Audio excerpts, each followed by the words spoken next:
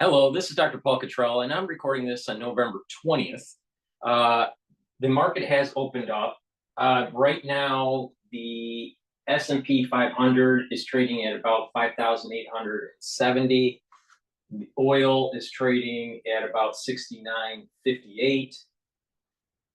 The US dollar relative to the euro. So the euro USD trade is at 1.05. So it's a little bit lower than the previous recording that we did yesterday. And VIX is trading at, it's a little bit elevated, it's trading at about 17. So right now we are seeing a little bit of a sell-off at the moment. Things could change, who knows? We're going to cover the news, but I want to go over something that Omnipore and company did with David Brooks. David Brooks is typically on PBS. I've seen him on PBS primarily, but I think he did an article in the Atlantic. I haven't read it, but this is talking about how the Ivy League education, I think it's titled How Ivy League Admissions Broke America. All right. And I want to go over this because I think it's a very telling observation by David. Now, David, I believe, is from the University of Chicago for his undergrad. And I think he has a similar take on what's going on with a Zoom call that I participated in 2 or 3 days ago. Maybe it was Monday, no, Sunday. I think it was Sunday. And Walter Isaacson, the writer, was having a conversation with Michael Sandler. I think that's his last name. And Michael Sandler is a professor over at Harvard. Now, they were kind of doing a post-mortem election analysis. What happened? What happened to the Democratic Party? Why did so many people vote for Trump? What's going on? Should there be a rethinking of the Democratic Party? And they were saying things that were very similar to what David's saying. Now, David is a little bit more conservative individual. Michael Sandler, is it Sandler or Sadler? I don't remember. I don't know if there's a D. It might be Sandler. He seemed to be a little bit left of center, maybe a little bit more center.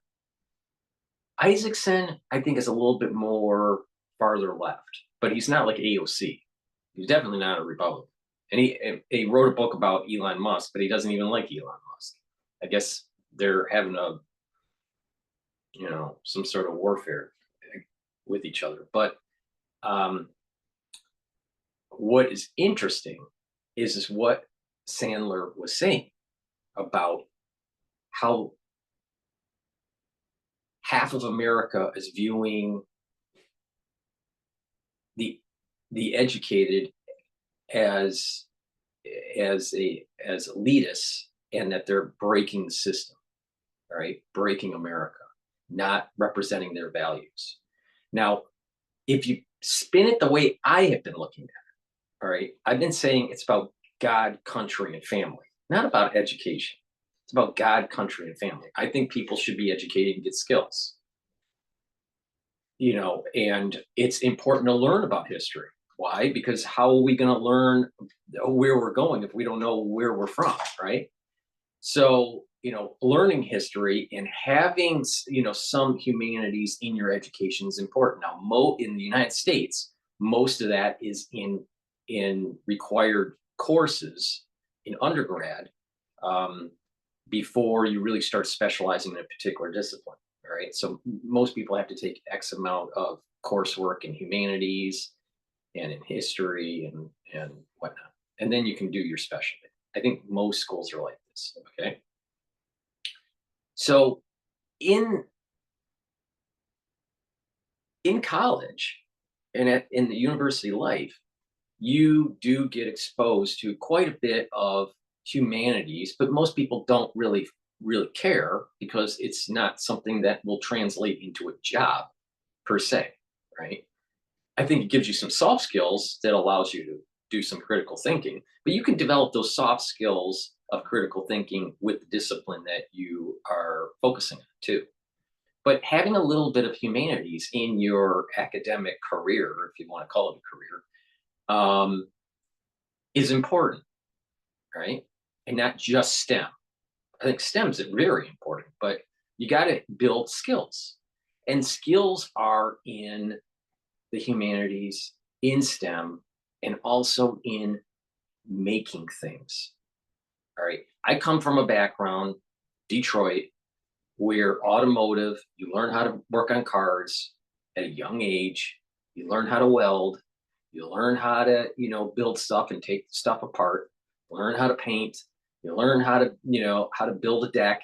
There's a lot of stuff that you learn how to do, all right, at a young age, all right? And that translates into your adulthood as being able to fix things, being able to be more creative and build things. So individuals that only think that, well, it's just academia and that's going to give you success, I'm telling you, some of the smartest people are the ones that know how to manipulate material around them. All right. Building things, fixing things, but also having, if you have individuals that are only, they know how to build a house, but they don't know anything about the history of the United States, wrong. That's not the right way to go. If you have people that only know about history of the United States but don't know how to build a house, wrong, right? That's not the way to go. If you have people that only, getting into the more details here, only know how to design a car but don't know how to make a car, right? That's the wrong way to go. People that only know how to make a car but don't know how to design a car, the wrong way to go. You need to be more holistic, is the point I'm making. You need to be able to build stuff, design stuff, have an understanding of the humanities and history.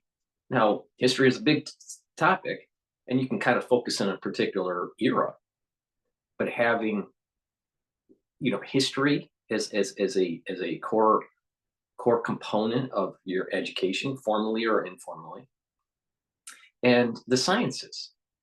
If you take this holistic approach, that's the right way to go. The problem is that in academia, they try to demonize or shun upon the industrial design, making things, designing things. But that's what America is. All right. And then that translates into the larger that the larger things that we build in society are at the consumer level: houses, cars, furniture, appliances, right? Utensils, tools, right? um Landscaping. These kinds of things are very common. Electrical, plumbing, these are common. Heating and cooling, these are common things that we do in society. All right. Then you can take it one step further, and then you can get into like satellite development and rocketry, and and that sort of thing. Even computers, in the consumer level, so electronics, consumer electronics. All right. But when you're doing that, you need designers, and you need people that build stuff, and you need tools, and you need some level of expertise, right? And apprenticeship and skills to develop that, right? But if you demonize people that are doing that, then you're demonizing a big fraction of the society. And I think this is what's happening in academia. Now, I think that there's a change that's happening. I'll bring that up. So back when I was when I was young, in my 20s, it was more engineering track, business track, or pre-med track or, pre-law track, right? And maybe that's even today. All right.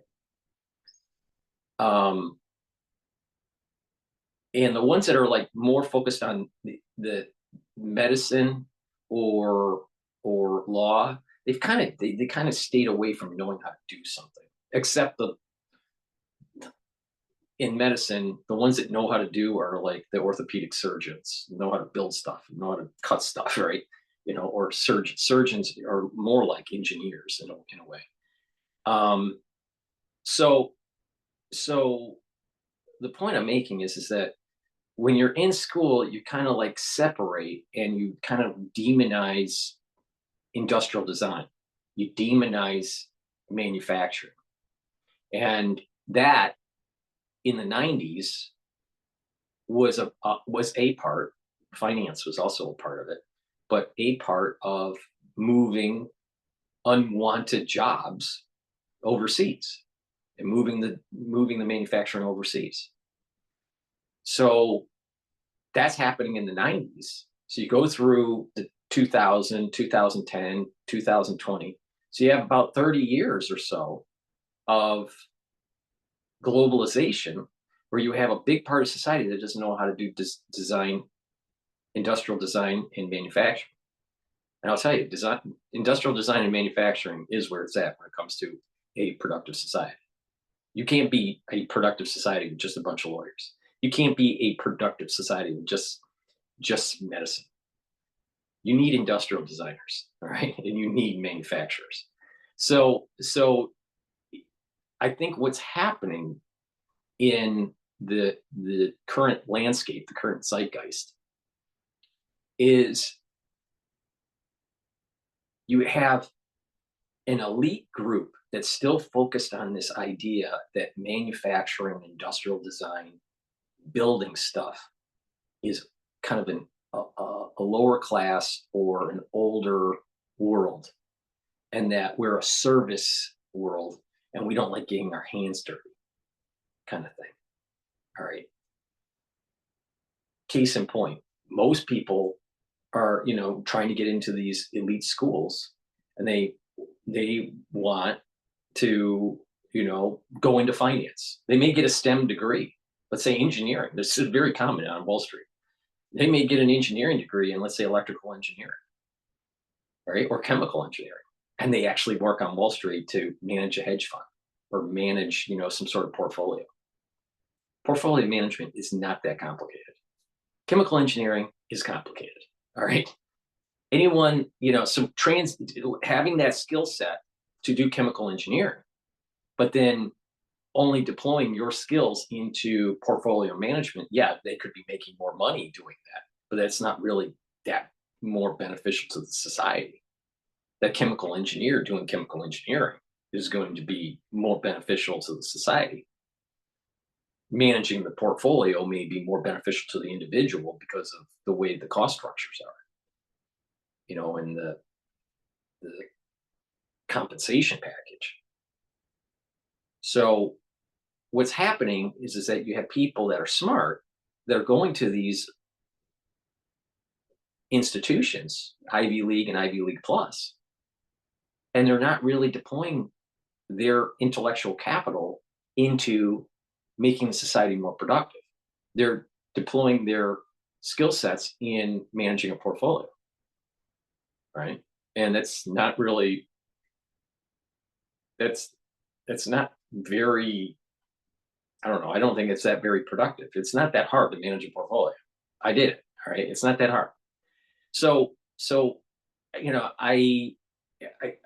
that's kind of like the what was going on in the 90s, 2000s, 2010, and then I feel as though there's something changing in the society. Okay, we're at a point where you have half of America that doesn't like the elitists. The elitists don't like manufacturing. The elitists want globalization. The elitists, are pushing climate change and reduction of your carbon footprint, but yet they still live high on the hog. And people, what's happening now is that there's kind of like a fracturing globalization and a resurgence in localization. That means there's going to be cottage industries, and there's going to be more people that are going to be entrepreneur.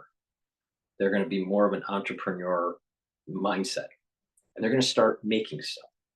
Now, it's going to be all over the place. It could be in cooking. It could be in, the service sector. It could be in manufacturing. It could be, but a lot of little businesses are going to start to be formed. All right. And this whole kind of this idea of what's your skill?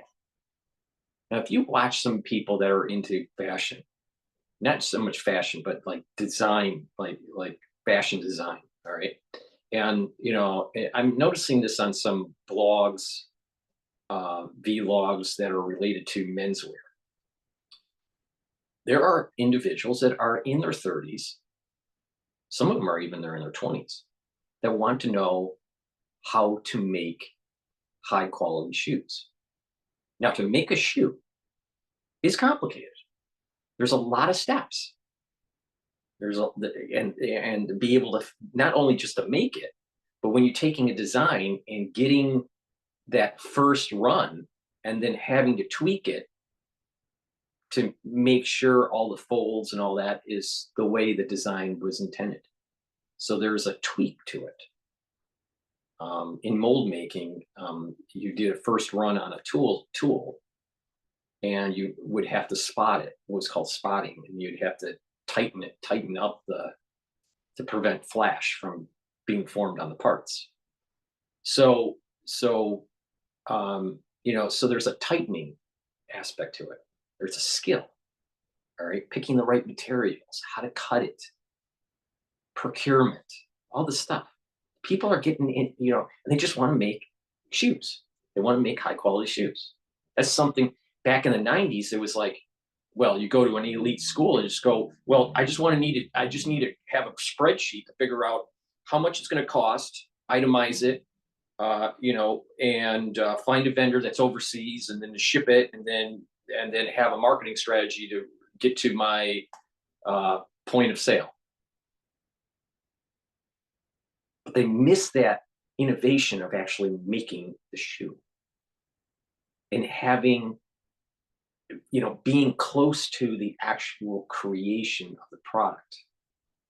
And then when you do that, you are learning other things that you can do with shoes, or tangential things through the process where the shoe making ends up creating leather bags or creating something else. You don't see that on a spreadsheet. It's not as easy to see on a spreadsheet. We don't build the skill sets of innovation through a spreadsheet. There's the change. So what's happening here is that what David Brooks is saying is that we have elite institutions that look down upon people that are making stuff, designing stuff, but yet that's what the economy needs to grow. Now, we need educated people. We don't want a bunch of knuckle draggers that only know how to make shoes, right? We want people to be educated and, cordial and move the society forward. But to only focus on this paper pushing elite group and not, and that group isn't really paying attention to the importance of manufacturing and industrial design, then we're not going to be as productive as society. And when we're not as productive as society, there's going to be the have-nots and the haves. And there's going to be strife in between these people. So to make the society more productive and peaceful and forward leaning, we are going to need people that are more focused on being holistic. You need to be educated, and you need how to make stuff. You need to know how to design stuff.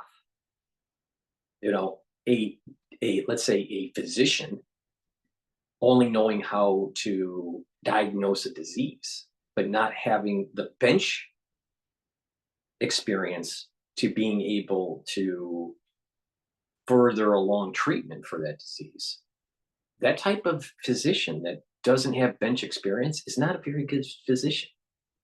And the same thing, if they only have bench experience, but no clinical diagnostic experience, that person isn't as good as in medicine as one that has some sort of dual function. Now, the elitists would kind of like almost they silo both. They silo those. But we need holistic education.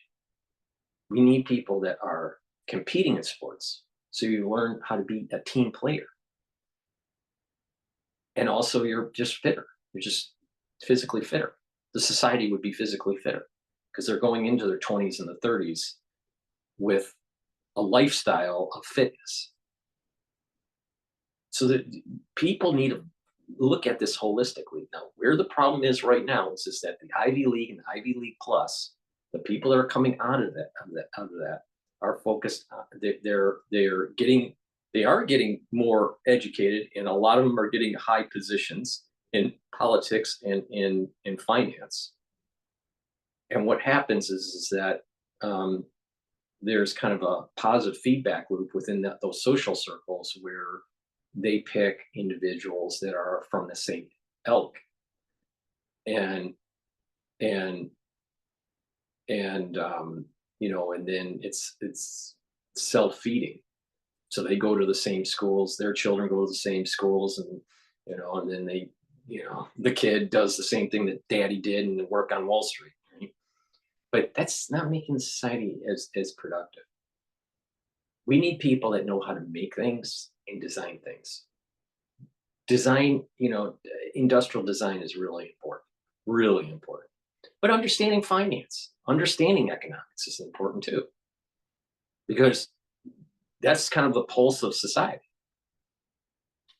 So, maybe, I look at this a little bit too deeply, but I think that society in the United States, people need to be more holistic.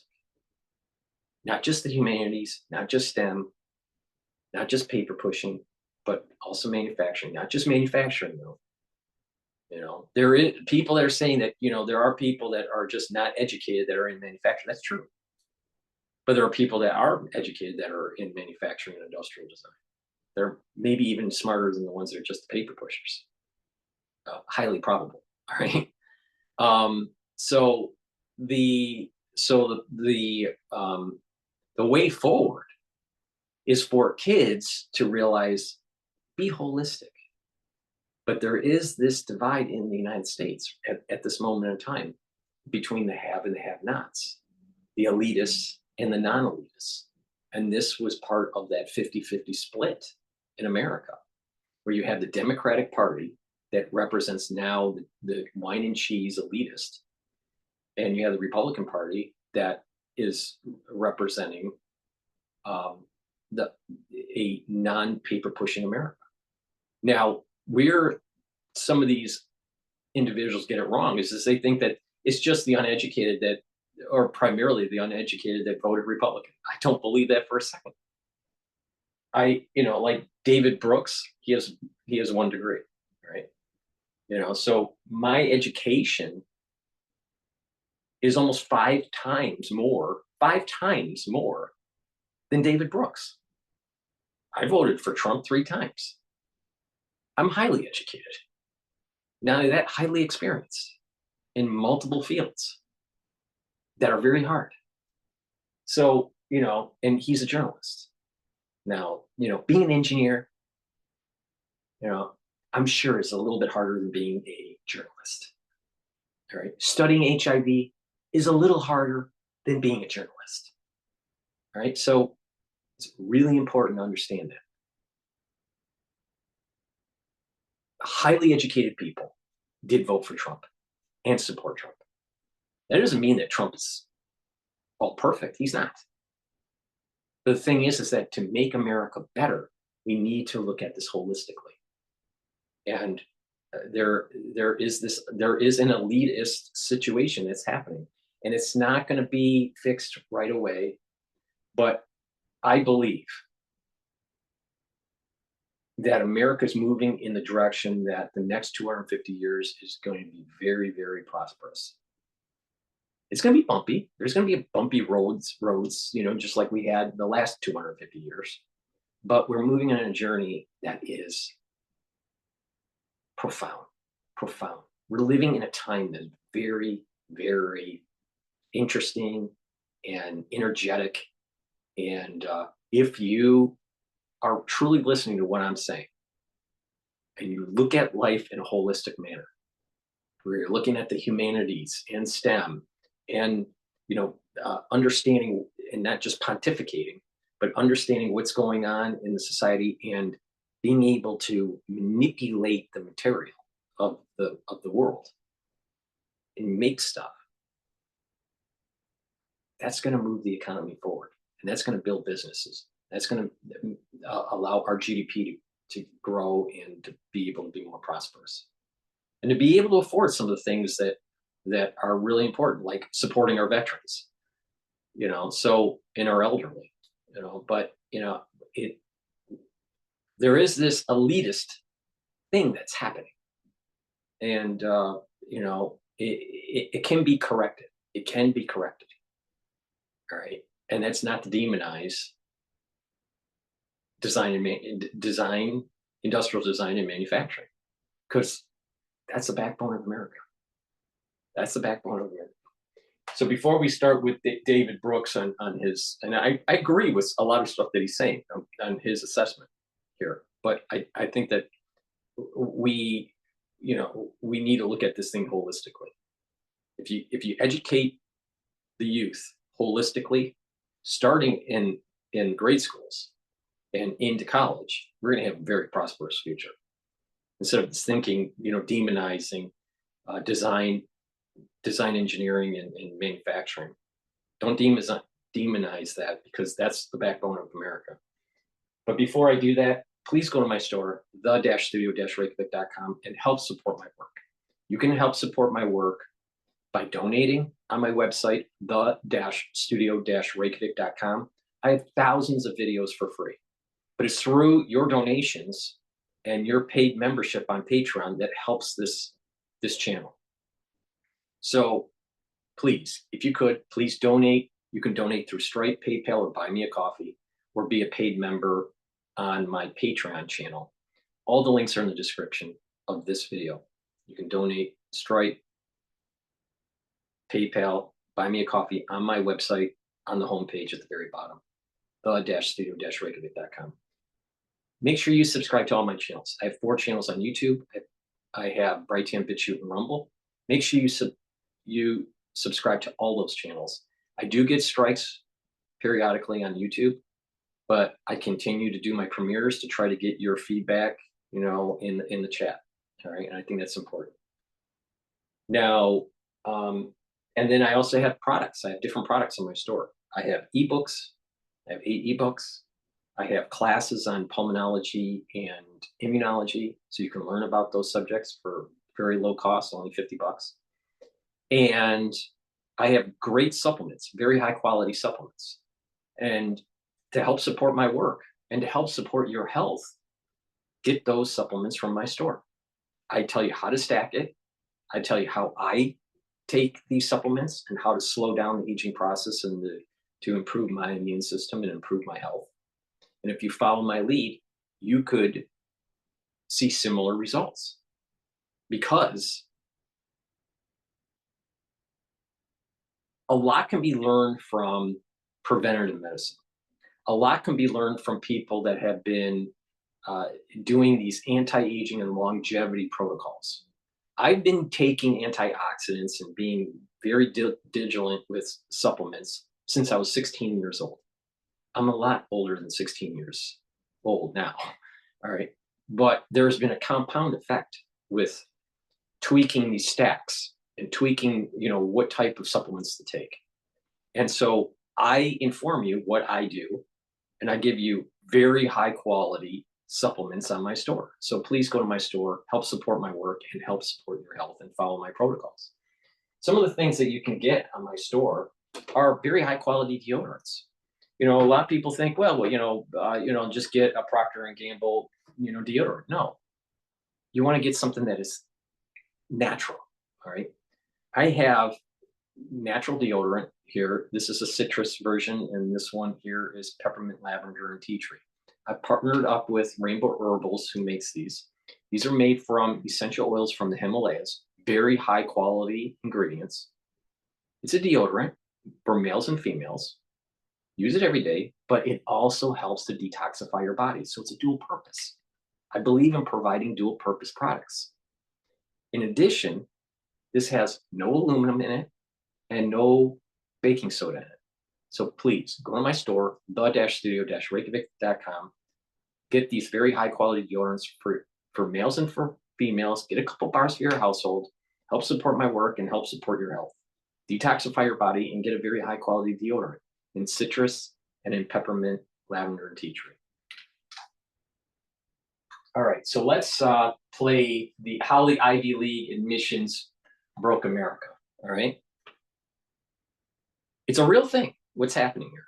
You have an elite group and you have a non-elite group. But the reality of the situation is the non-elite group is the backbone of America. And there are a lot of people in the non-elite group that are very smart. And they're pushing forward. But we need to realize that globalization has been hurting America in the long run and making the elites very rich. And we need to go to localization, start building businesses, and revving up our economy. This is the future of America. We can do it. We can forge the future.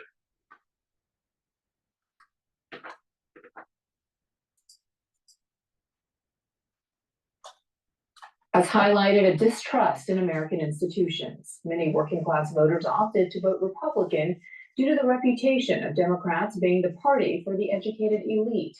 So what's led this divide? For the Atlantic's December issue cover story, contributing writer David Brooks argues that the dysfunctional system of meritocracy is largely responsible and needs to be redefined. He joins Hari Srinivasan to discuss further.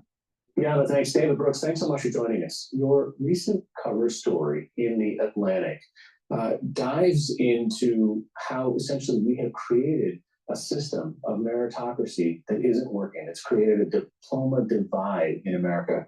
You write, the meritocracy has provoked a populist backlash that is tearing society apart. Today, the most significant political divide is along educational lines. Less educated people vote Republican, and more educated people vote Democratic. So how did one lead to the other? Well, the diploma divide, the political divide, grows out of a deep cultural divide. And so increasingly people with college degrees... And it's very important that the assumption, which is the wrong assumption, the assumption is that people that are educated make better decisions, especially when it comes to voting. Perhaps a lot of these educated people are brainwashed. And they're actually, they are just giving they're giving up their free thinking to some sort of oracle, in the establishment. And whatever the oracle says happens to be, must be true. If CNN and Jake Tapper, who went to Dartmouth, says that something is true, then it must be. Well, maybe the quote uneducated or the non-elite are a little bit more free thinking. See, I think it's wrong to assume that people that are uneducated formally are not free thinkers. But, let me stop talking and I'll let David talk. with high school degrees are living in different worlds. People with high school degrees die 8 years younger. They're 10 times more likely to die of opioid addiction. They're much more likely to be obese. They're much less likely to marry. They're much, much more likely to have kids out of wedlock. They even have fewer friends. 24% of high school grads say they have no close friends. And so they're living, we have created two different Americas. And we created that unintentionally, but on purpose. Over the last 70 years, we created a world in which people who do really well in school. There's a fine tuning of this. All right. You have educated, Ivy League plus, educated non-Ivy League plus. And then you have the uneducated, which is just high school or maybe even dropped out of high school. All right. There's a divide even within the educated between the elite Ivy League and Ivy League plus and the non-Ivy League. All right. So just keep that in mind. And that in that group, right, has also voted for Republican. Right. That's the key.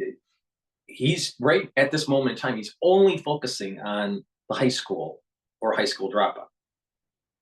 But there is a non-Ivy League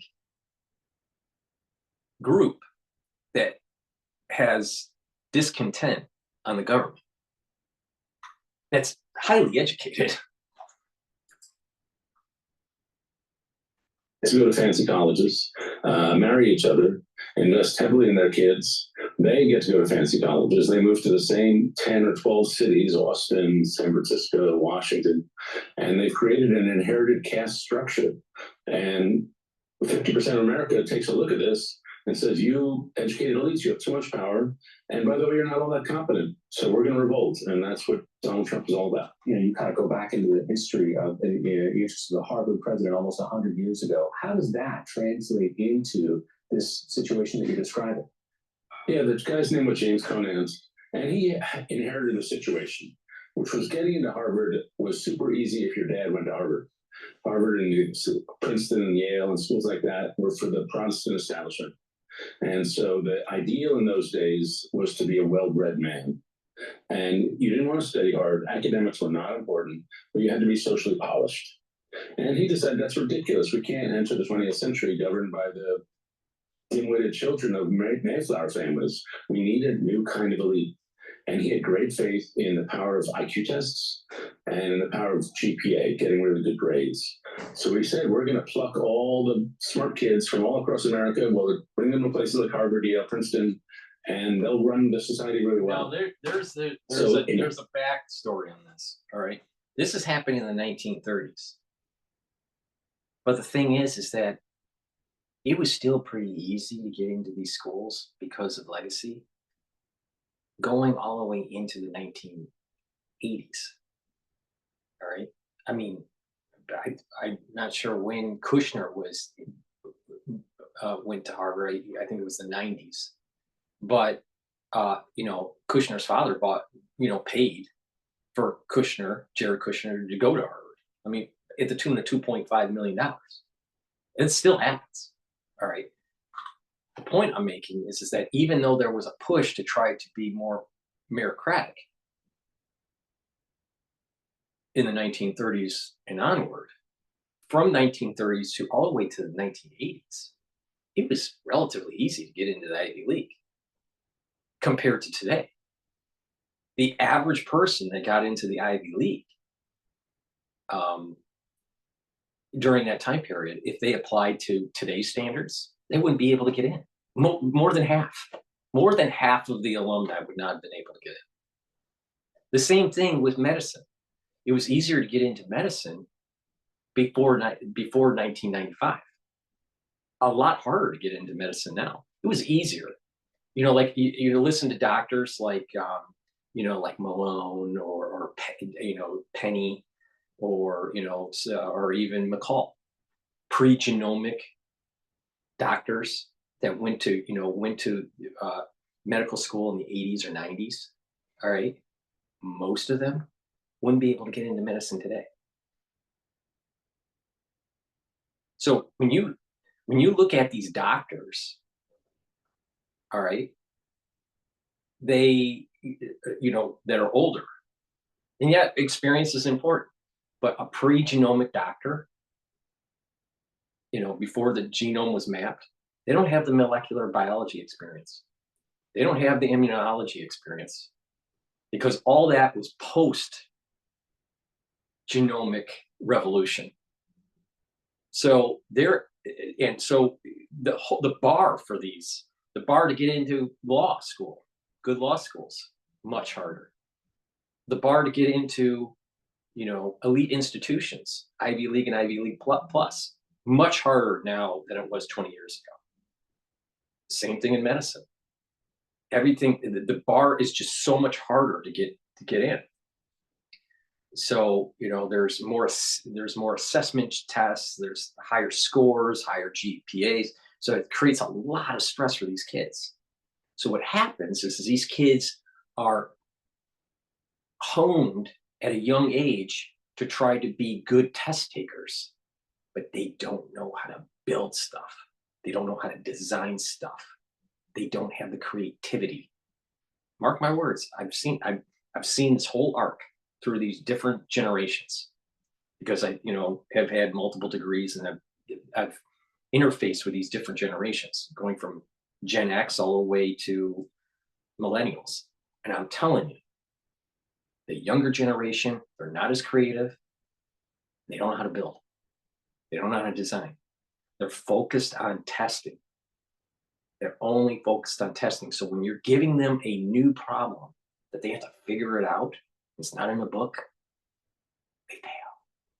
They fail miserably. And so they're so honed in on being able for assessment testing. Now, maybe I'm biased. Probably the best generation is Generation X, other than the greatest generation that fought World War II. But Generation X is a close second. All right, definitely not the baby boomers, and definitely not anyone that came after Gen X. There's a creativity about Gen X. We did have a foot with technology because of the implementation of the PC, personal computer, when we're in like grade school, right? But we also had a foot in the personal computer, where you actually played outside and built stuff and blew stuff up, and and played on the playground instead of just doing video games. So something's changed with these kids. The pressure for these children that are going, they're coming from a good family that wants them to go to a good school because their parents went to a good school. And so there's a social pressure. The parents have money, so they're getting tutoring, and they're doing extracurriculars like violin and lacrosse and all this stuff. And they don't have time to be kids. And so they don't become creative. They don't become they're not social, they're antisocial in a way. So they can perform better on a test. But when you get them out of these schools and you're in the real world, they don't perform. They're not good performers. Now, they're going to go into here, when it comes to consulting, that there's not a difference between an Ivy League and a non-Ivy League educated person. I have seen it. All right. An Ivy League educated person in engineering doesn't perform as well as a non-educated Ivy League person, and not even close. I mean, it just the creativity, because the reason being is that the pressure, there wasn't pressure while they were kids, so they were able to learn through experimentation. They were able to learn by doing. They weren't focused completely on a test assessment and taking a ton of AP classes. So when a big problem comes up, the elitists can't solve it. And the original thinkers can. Because the way they were brought up, they had time to think. not just do.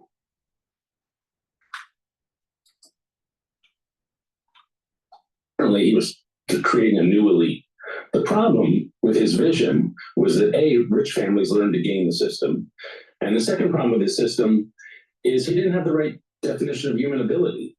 For him, it was all IQ. And IQ is important. It really is. If you want to be an astrophysicist, probably important to have a high IQ. But those of us who, live life know there are other things that are more important. Being curious, having a passionate drive, being a good teammate, agility, knowing how to move in life so you're graceful toward other people and decisive toward yourself. And so all these traits, which were hard to measure, got locked off. And so we not only created this elites, this inherited caste system, but it's not that competent because it doesn't select on the basis of what are the real skills in society. Is it okay to ascribe this current situation to the meritocracy and the amount that you do? Meaning, are you, David Brooks, giving enough credit to the social policies that multiple administrations have come up with that might have exacerbated the very, dichotomy in America that we're describing? Is it all the meritocracy? Aren't other things responsible for this as well? I'm monomaniacal about this, so maybe I oversee it. But I would put it this way. A lot of the social policies grow out of the assumption of the educated class. I'm a member of this educated class. I went to an elite school. I teach elite schools. I'm deep in the system. But we decided that in moving to a post-industrial society, we need to create all Americans to look like us. And so you had a whole succession of presidents with education policies, where the policy was designed, we're going to funnel all kids into college, four-year colleges, because you need a college to get the, quote, jobs of the future. And then look at our immigration policy. Our immigration policy, we're going to relatively open borders. That creates cheap labor force for those of us in the educated class, but a lot of competition for those more working class folks. Look at our trade policy. We're very tolerant of free trade, which is what the market wants. It's very efficient. But it meant a lot of the jobs got shipped overseas, and not my job as a journalist. That didn't get shipped overseas, but a lot of other people's jobs. When I was growing up, shop class was an option. And now when I talk to younger people, they're just like completely flummoxed by the idea of going to something that would teach you carpentry and welding at high school, right? But we as a culture decided that, well, those were not really even tracks that we wanted to invest in for secondary or primary education. Yeah, we used to train on lots of things in schools. Shop class was one thing. We used to have more arts education. There used to be things called the Courtesy Club, where people were taught social skills. Now we do a little of that through social and emotional learning, but not as much as we should. And basically, we just took one form of intelligence, the ability to do well in school, and we said, that's the thing that matters. If you can get straight A's, you're the kind of person we want to promote. And by 9 or 10 years old, kids know. They know either the school thinks I'm a smart kid, in which case I get put into the pressure cooker, or the school thinks I'm a dumb kid, in which case I'm probably mentally checking out. And it's just wrong to be sorting kids at that early age, especially by a very narrow and bogus criteria. One of the problems with the meritocracy is it's based on a non sequitur, that doing really good at school is the same thing as doing really good at life. And that's not true. The relationship between your high school and college grades and your life outcomes, that correlation is essentially trivial. There was a study done, somebody looked at thousands of cases where people were fired from their job. Why were they fired? In only 11% of the cases, they were fired because they lacked intelligence or technical skills. In 89% of cases, it's because they were bad teammates. They were hard to coach. They didn't try hard. They weren't calm under pressure. And so these are things which the scientists call non-cognitive skills because they're hard to count. But to me, they're the most important thing in life, and our schools have sort of shunted them off to the side. What is the problem with this somewhat simple idea, and I think it's stayed around because it's a simple idea, that, number one people go to number one schools, that there is a purpose in having baseline standardized measurements where we can sort. Yeah, well, it just doesn't. Number one people don't necessarily go to number one schools. Having a high IQ, as I said, is good. If you have a 1600 in SATs, that's going to help you in life. It's going to probably lead to higher jobs. It's probably lead to higher incomes. But there was a study called the Terman study that looked at super smart people over their lifetimes, and they did fine. They were doctors and lawyers. These are like top 1%, but none of them were geniuses and none of them were creative. Intelligence is not the same as creativity. Intelligence is not the same as good judgment. Highly intelligent people are really good at persuading themselves their own false ideas are true. And so you need a lot of other things aside from that. And so to me, so you look at a study of, somebody did a study of students and they gave them a bunch of consulting problems, like as if they were in a consulting firm. And the Ivy League kids did only a tiny amount better than the other kids. And so, for example, Adam Grant took the results of that study and calculated that a Yale grad in these consulting problems did about 1.9% better than a grad from Cleveland State. And that's not a big difference. And so the parents of high school juniors think that there's an awesome difference between Princeton and Penn, or between, Penn State and Penn, or between Williams College and some other college. But there is no difference between Harvard or Penn or Yale and Harvard or anything like that. And I think that there is a big difference between Ivy League and non-Ivy League. I personally believe that the average state school education is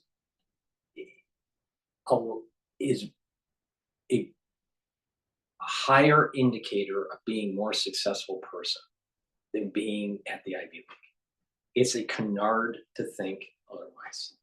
Now, we're told in the society that an Ivy League education is the best. There are some people that do very well when they come from an Ivy League education. But when you look at the total alumni, they're not doing any better on average than a good state school. When you look at the total alumni. Now, you do have outliers that are doing far better than, let's say, some of the outliers, in state schools. But when you look at the average, no. And from what I saw in engineering, and what I saw in medical education, the ones that are coming from state schools actually do better. This is a status system that really has no correlation in reality. Okay. I have many college administrators in my time reporting on higher education who are happy with the U.S. News and World Report rankings and how disproportionate that number factors into how prospective parents think, right? But there is definitely, an idea that has crept in and been established in the minds of those parents is that, look, this is the system that has created this American society for good, as well as the things that you describe, right? Yeah, I mean, I as I say, I went to these schools. I now teach at one of these elite colleges. I taught for 20 years at different elite colleges. I find them awesome places, filled with awesome people. And the people currently in them are not the problem. The problem is that they're part of a system that was established 70 or 80 years ago, and we're all stuck in the system. And most of us are not happy with the system. So a lot of parents think there's too much pressure put on their kids in junior year in high school and senior year. But they can't, you know what? Student suicide attempts up because of the pressure. The amount of money that has to be funneled in to cultivate these students. On the back end, these students aren't as creative because they don't have downtime to make friends and play in the in the backyard. So I think that over time it's creating a big problem. I disagree with him that the ones that are in these institutions that are teaching, a big part of it at this moment in time, way too liberal. Not enough balance between a conservative staff and a liberal staff. Ideally 50-50. The problem is it's like 95-5, 95% liberal or ultra liberal and 5% conservative or centrist. so I think faculty composition is a big problem. And the pressure cooker is preventing these students from being creative, and the pressure cooker is preventing them from living a good life. And so what happens is they get out of these schools and they feel lost. They go to, let's say, these good, let me give you an example. They go to a good school, all right, and Ivy League, all right, they get an engineering degree, and then they go to Wall Street. They're not using their engineering degree to do management of a portfolio or something. They make some money doing it, all right? You also have people that are getting, let's say, a history degree, right, from these Ivy Leagues, thinking that they get into investment banking, and they don't get picked because they don't have, I don't know, some quantitative skill, and they're having a problem getting a job. So there is this thing that no one's talking about. Individuals coming from the Ivy League that have a non-STEM degree that can't get employed. Now, if you have good connections and you have family members that are already in, let's say, the finance world, you can get in as an intern with a non-STEM degree. But what if you don't have that connection? That's a big problem, because there are people that are underemployed, even with an Ivy League degree. They disarm because the neighbor down the street might be being a tiger mom and making sure her kids compete, so that you can't unilaterally withdraw. The admissions officers I know at universities, they don't like the system. They'd love to create a class that is based on a wide variety of abilities, but they have to worry about their exclusivity, about projecting a certain number of people. They have to worry about the U.S. News rankings. They have to worry about what the median SAT score is. And so they are trapped in the system. The teachers I know don't like teaching to the test, but standardized tests have become such a main force of this system that that they have to teach to the test. And so to me, and this is just at the college level or the university level. This is the same problem that's going in law and in medicine. They're teaching to a licensing test and not teaching doctors to be doctors. It's a big problem. Medicine is broken because of this issue. Let me repeat, medicine is broken because of this issue.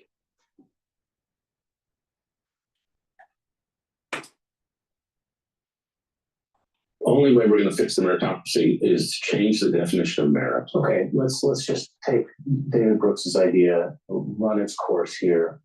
Next year, the admissions counselors at the top 25 schools want to say, all right, how do I implement this, right? If I want to de-emphasize the IQ or the test score, and I want to start measuring for these things that Brooks is outlining, right? Courage and grit and a sense of purpose and how good of a teammate you are.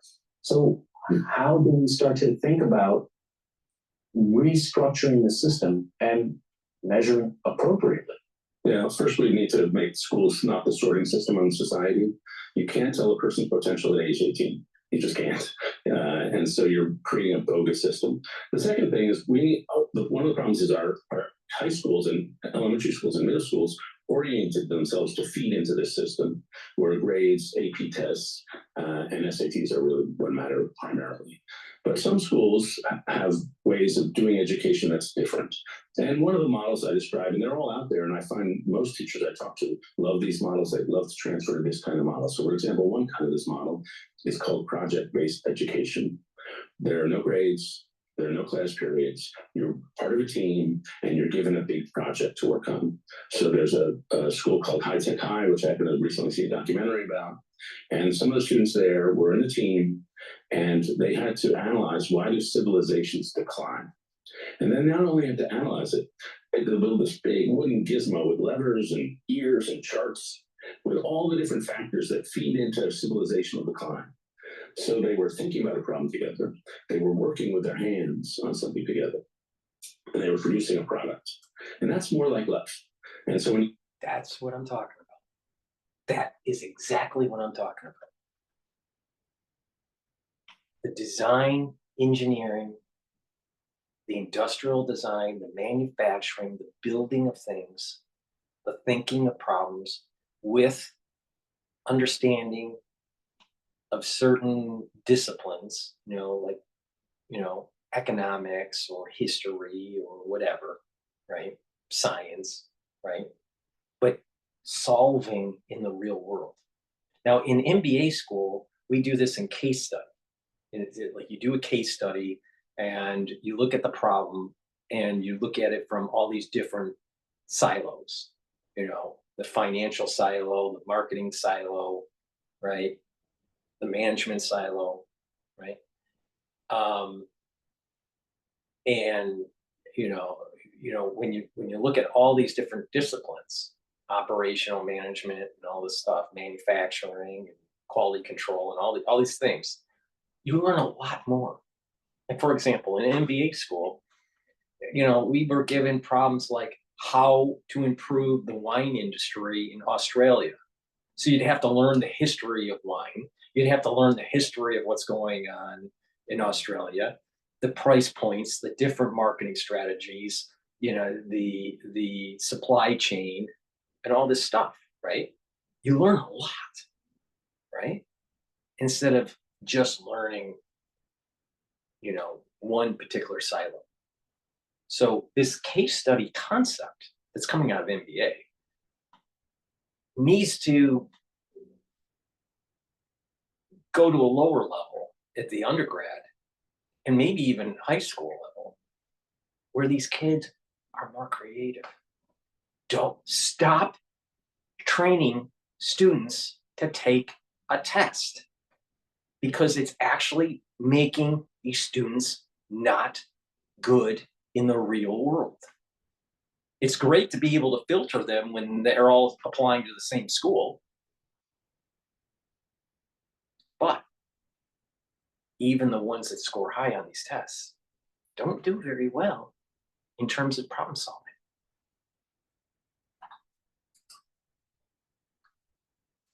Out of one of these project-based learnings, you may have grades and you have scores, but you also have a portfolio of your accomplishments. And some schools have a thing called a portfolio defense, where they get the students in front of a team of teachers and they ask them, why'd you make this decision? Why'd you make that decision? And that's more like how the workplace works. So when you get that kind of school, then you're nurturing certain abilities like initiative, working on teams, having desire, being curious, being able to work hard through a difficult problem. And so you're cultivating that, and you can't quantify it, but you can create a biography of the person, and then that can be sent off to schools and they can find the right person. We have a greater diversity of educational institutions. And this is where it's going back to the trade idea and the guild, where you're building a portfolio. So these students that are coming out of high school should be building a portfolio that is presented to the school. Stop these tests, man. These tests suck. I'm telling you. It's destroying our creativity in our society.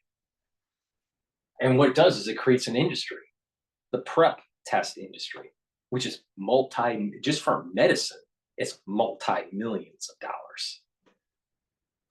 Tens of millions of dollars for prep testing. Greater diversity of human abilities. We also had a conversation with Raj Chetty from Opportunity Insights on the program too. And one of the things that's intriguing is when you listen to the statistics of what the proportion, how likely you are to get into college if your parents went to one of these elite colleges, it makes you just look at this and say, well, is this really that meritocratic a system if it's so tilted in favor of legacies or other external factors? Yeah, I mean, it's an inherited meritocracy. So Daniel Markovits calculated all the in-kind contributions that educated parents make to their kids, like not only private school tuition possibly, but also like oboe practice, travel teams, et cetera, et cetera. And he assumed over the course of a childhood, such parents invest about $10 million in each kid. If you don't have the means, you just can't do that and you can't compete. And the gap opens up early. So by 8th grade, the children of the affluent are 4 grades ahead of the children of the less affluent. By high school, the children of the affluent have way higher SAT scores than the children of the less affluent. So it's a system you can game. And so one of the things Raj Chetty's work is so valuable at is reminding us to the importance, like we're totally school obsessed, we should be community obsessed. And Raj Chetty talks about how different communities create radically different levels of social mobility. And so some of the things, and that makes total sense to me, because an American child spends only 13% of his or her time between the ages of 0 and 18, only 13% in school. 87% of their time is spent somewhere else. And so the neighborhood really matters. And Chetty's research shows all sorts of unexpected things, at least to me. For example, cross-class friendships. If you have a friend, if you're in one social class, you have a friend from a different social class, that significantly increases your social mobility, because your friend may show you different forms of life that you don't see in your immediate experience. That friend may have ideas for you. Here's how you get into that school. Here's how you pursue that career. And so that super matters. Are there fathers in the neighborhood? It doesn't even have to be your own father. If you live in a neighborhood where there are fathers around, especially the guys, have a role model they can follow in life. And so these neighborhood effects are just super important. And somehow we need to think, not just as we think about who benefits from society, who has advantages in society. It's not just in the school, it's primarily in the neighborhood and the family. And those are the soft, what they call the soft skills, or the non-cognitive skills, which are the important skills. There's another through line in your essay here that's interesting to me, and you seem to be advocating for a shift away from the me model towards an us model. You write, quote, "We want a society run by people who are smart, yes, but who are also wise, perceptive, curious, caring, resilient, and committed to the common good." I wonder, in America in 2024, is that something that we can tilt toward? Because the cultural forces all seem aligned towards an idea of everyone for themselves. And it didn't just happen overnight. Yeah, that's the culture of individualism we've had at the same time. So I would say going back to the post-World War II period, I happen to think that we've had 60 years of hyper-individualism in this country. And whether it was right-wing individualism, which is about economic individualism. Individualism goes all the way back to the founding of this country. It's independence, self-determination. I mean, this thing goes all the way to 1776, David. Come on, wake up. Or more progressive individualism, which is about lifestyle individualism. We've had a lot of individualism, and we've created more freedom for ourselves, which is great. But we've also weakened the ties between each other. And so my view right now, our political moment, right and left, we've decided we got a little too much individualism. We need more community. But now we're having a big fight over what kind of community we prefer. And so MAGA prefers a highly nationalistic, maybe patriarchal community. Progressives want a community built more on ethnic identity. Other people have different versions of community. But we're in the last 3 or 4 years, which have been so tumultuous, to me, are a period of cultural transformation. And we're chopping up that old God, country, family. It's pretty simple. But, what do I know? David. Of individualistic mindset, me, that system of narcissism.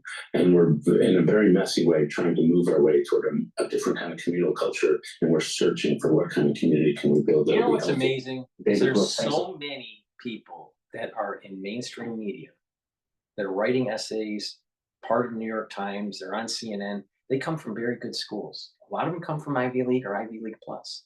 He's Ivy League Plus. All right? Why aren't they doers if they're so smart? Because what's happening is they're coming from these institutions. They're presentable. They're articulate, but they're not doers. And they just pontificate. You need to listen to people that have experience in doing things, not just talking. if you're talking, if you're listening to people that are only talkers and not doers, they don't have a part of the resume isn't doing, you don't want to listen to them because they're just talk, not doing. The people that actually have done something, built things, research things, those are the individuals you want to talk to. But most of these journalists, most of them, their whole career has been writing and talking with some evidence, but primarily it's an op-ed, an opinion piece. And they're considered wrongfully as part of the intelligentsia. So here's the big, big, big problem. We have too many individuals that are part of the intelligentsia that actually don't do stuff. And that's why America's pissed off. Good to be with you, Harry, again.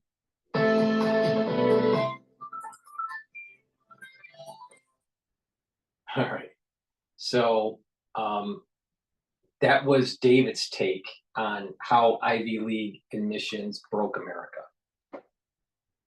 Now, the market right now, the S&P 500 is trading lower than yesterday at 5,877. The Euro USD is trading where the dollar is strengthening. It's at 1.051. Oil is trading at 69.29, and the VIX is trading at an elevated compared to yesterday at 18.25. So there's a little bit of risk in the market at the moment. Now, let's go to MSNBC and see what they have to say about Trump.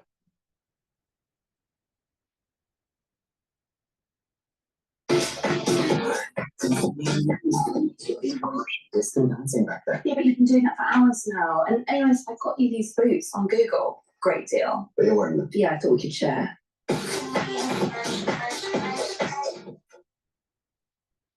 Too many commercials.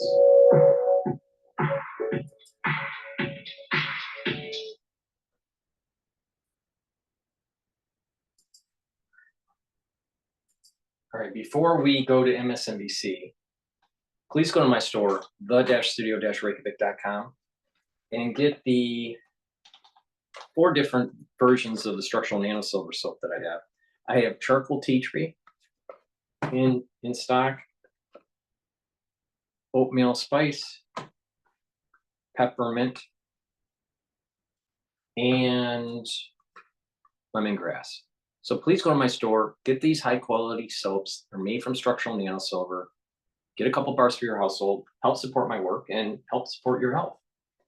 In addition, a lot of people can't sleep well.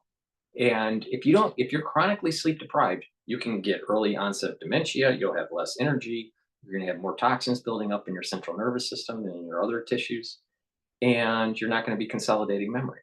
So you need proper sleep. When people are sleep deprived, you actually age faster and your immune system isn't working as well, and you typically have higher cortisol levels. So that's really bad, especially if it's chronic. You need proper sleep. So you slow down the aging process, you're consolidating memory, you're gonna have more energy, and you're detoxifying your body. Please go to my store, the-studio-reykjavik.com, get the Good Night Formula. This has tryptophan and melatonin in it. This is a great way to have more energy when you wake up, to consolidate memory, to have more mental clarity, and to detoxify your body. Please go to my store, the-studio-reykjavik.com, and get the Good Night Formula. Take it so you can get a well-rested sleep. Please go to my store, the-studio-reykjavik.com. All right, Stephanie, let's see what she has to say. She's one of these people that didn't play real well over at Bloomberg, got kicked out, but as part of this intelligentsia elite. politics. We're going to drill down on Donald Trump's search for a Treasury Secretary because whoever he picks will play a critical role in helping Trump deliver on his economic agenda. The New York Times points out this. Mr. Trump is seeking a Treasury Secretary who will carry out his unconventional plans. Now, if they're so smart and they come from a prestigious institution for their education, and they're part of the intelligentsia, why do they spend so much time reading a teleprompter? You can do a show without talking from a teleprompter. Actually, it's more natural. It's okay to make mistakes. You don't have to talk on a teleprompter. But all of these people talk on a teleprompter. In other words, big tax cuts, big tariffs, and no way to pay for it. That part is mine, while still having the credibility to keep markets buoyant. And that mix of qualities is not easy to find. Okay, talk about an understatement. For more, let's bring in Head Along, Washington Post opinions columnist, and David Gura, correspondent for Bloomberg and host of the Big Take podcast.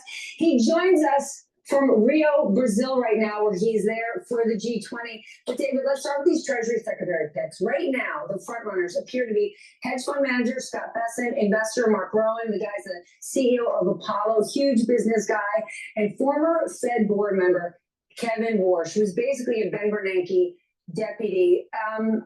These are hugely qualified guys, but with the exception of Bessent, who has kind of pledged the super Trump loyalty, it's unclear if these two guys are fully on board to execute Trump's plans. I mean, both of them in their professional current experience do not want to put us back into an inflationary environment, and that's exactly what Trump policies would do. No, you've got it exactly right. So I look at No, those she three doesn't get it individuals. exactly right because she's only looking at the tariff side. All right. She's thinking that this is only siloed. All right. Here's the problem with these pseudo intellectuals that think that they're part of the intelligentsia. If you're looking at the economic problem with only one variable, you're going to get it wrong every time. Tariffs are a means for negotiation. If the negotiations go bad for a fair trade agreement, not a free trade, but a fair trade agreement, if it goes bad, you put on the tariffs. The goods that are coming in are going to be more expensive, but you are going to have domestic producers being able to now compete with foreign products. Now, let's say there's no domestic production of that product. What it will do is it will force companies to move out of the country where the tariff is being implemented and have production put into a country or come back to America for making that product so there's not a high tariff. So what it does is it redesigns the whole supply chain. Now, in many cases, what's going to happen if that product is not being designed or manufactured in the United States, it's going to come back and provide more jobs. Now, it takes time to do that. All right. Is it short-term inflationary? It might be. But the other variables to take a look at is that some of these products may actually be inflationary, not all, but some may be inflationary. Others are going to go down. Taxation will go down. So you're going to have more money in your pocket. And then over time, you're going to have these economic clusters where you're going to have more businesses increasing the GDP of the society. You're going to have more economic clustering. And overall, your society is going to be better off. And that your debt to GDP ratio is going to be better. It's going to be less because your GDP is getting higher. So in the short term, some items may be more expensive. But when you look at all these other different levers that are happening in the economy, it's not so clear cut to say that it is at the aggregate level inflationary. Product A, made in China, right? It has higher tariffs, comes into the United States at a higher price now. But a domestic producer may now be able to sell at a lower price. And let's say there's not a lower price domestic producer. There may be a company in Europe that's making that product that could be brought into the United States that's cheaper than from China. Why should we keep on building the military of China? For us to have cheap goods. Another problem with the intelligentsia, is that they keep on pushing for open borders and illegal immigration. And they say that's going to bring down wages. Well, isn't that just slavery? Just in a different, in a modern sense?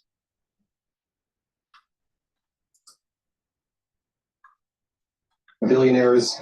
I look at Kevin Warsh in particular. He's as establishment as they come. He went to Harvard. He's got an appointment at Stanford. He's a billionaire by marriage. I guess that's the defining quality of those three men. They're all billionaires, and that's a mark of success here for the president. But you're getting at something really key here is these are men who know the way Wall Street works, have a great familiarity with economics. They're folks who I would assume have listened to the conventional thinking when it comes to tariffs, the implications that these policies would have.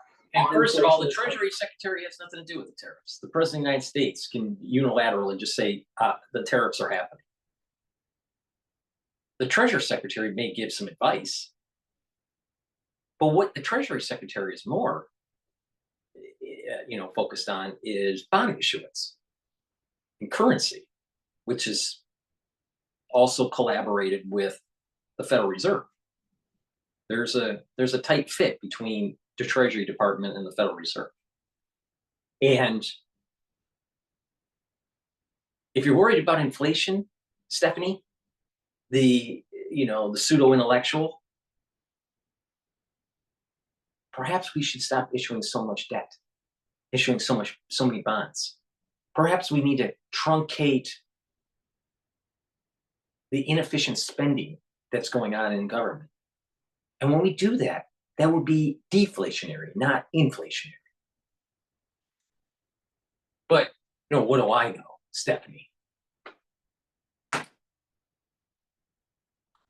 On the economy more broadly, and I think as you rightly point out, they find themselves in a very tricky position if they were to get this job, having to at once police this president who, with the exception of Scott Bessenter, are not loyalists to Trump. They're not very Trumpy as I see them, and all the while trying to... No, I'll tell you, these people are freaking idiots.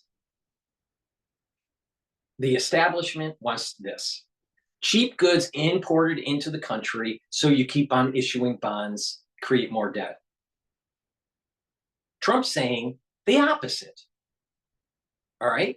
Stop importing cheap goods, build economic clustering so you have innovation internally, domestically, have more manufacturing, have more economic clustering, right-size government, reduce the wasteful spending, and stop issuing the debt.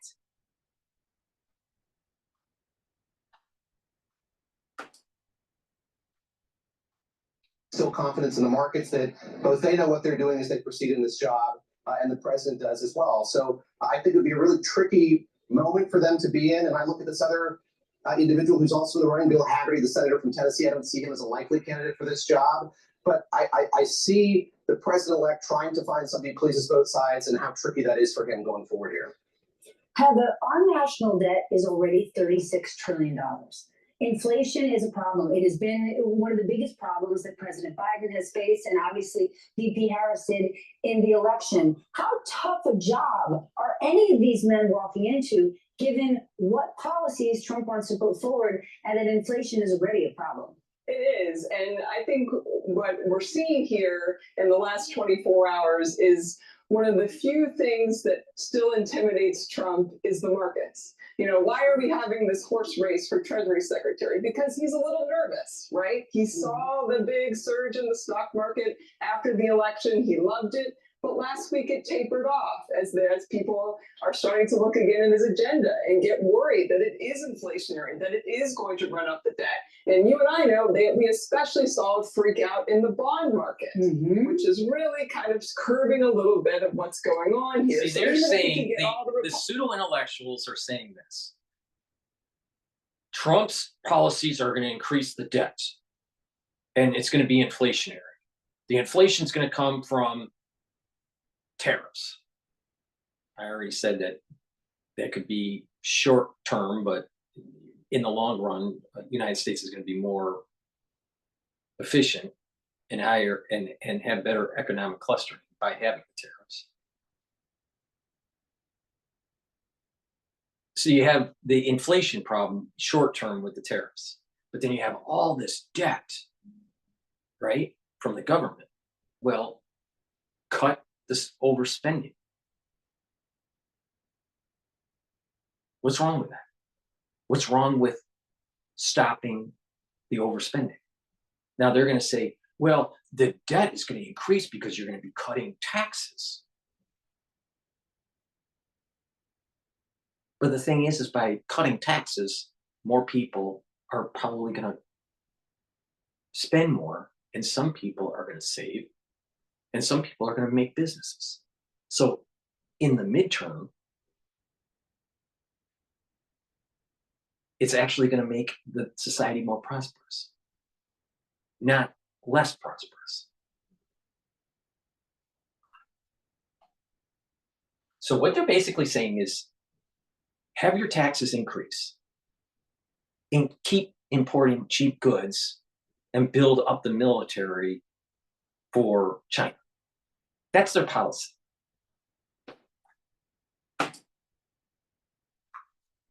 In Congress to roll over and endorse his agenda, the markets are pushing back a little bit. And none of these three guys want to humiliate themselves, right?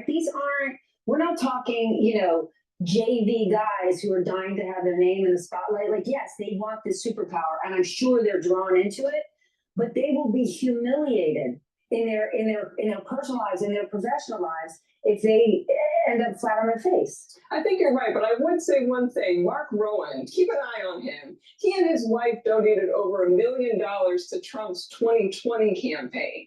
So he may not be your classic loyalist, but he's been there in the Trump fold for a long time, when some other Wall Street executives aren't. Well, also given his position in Apollo, how much he could end up saving in taxes if he steps out of Apollo and into this job, it could be north of $1 billion, which that's a lot of money. All right, David, Howard Lutnick was in the running. Trump ended up picking him for Commerce Secretary. Elon Musk was kind of through this last minute Hail Mary pass for Lutnick. That's his boy. What do you think Musk could get out of Lutnick as Commerce Secretary? Well, I think he's obviously established this quick relationship with him as he has with Donald Trump. He feels some familiarity there. And I think that he sees in Howard Lutnick kind of pliability here for the policies that he has in place. I think there's probably a little mutual admiration between these two individuals. But you look at Elon Musk and the role he's playing now, he is so closely intertwined with the government broadly, not just the Trump government to be, but the government now in terms of all of the companies that he's running that have contracts with the federal government. So anything that he can do to kind of put somebody into government who is in his good graces, who admires him or thinks he's doing the right thing is going to be advantageous for him. And I'm curious as I watch all this unfold, the degree to which that has staying power here. I mean, again, I just want to emphasize how quickly these friendships, so much as they are friendships, have come together here. It wasn't long ago that there was bad blood between Donald Trump and Elon Musk. Now there is this romance, this familiarity. I think that there is some wise skepticism from a lot of people about how long that's likely to last as he exerts what's really some extraordinary influence here throughout this process, not just selecting the Treasury Secretary or the Commerce Secretary, but really being by the president-elect's side. He was there at a SpaceX launch today, kind of talking into his ear almost constantly, be that in New York or Washington or Mar-a-Lago. It's a level of influence from a major businessman, the likes of which we haven't seen in a very long time, Steph.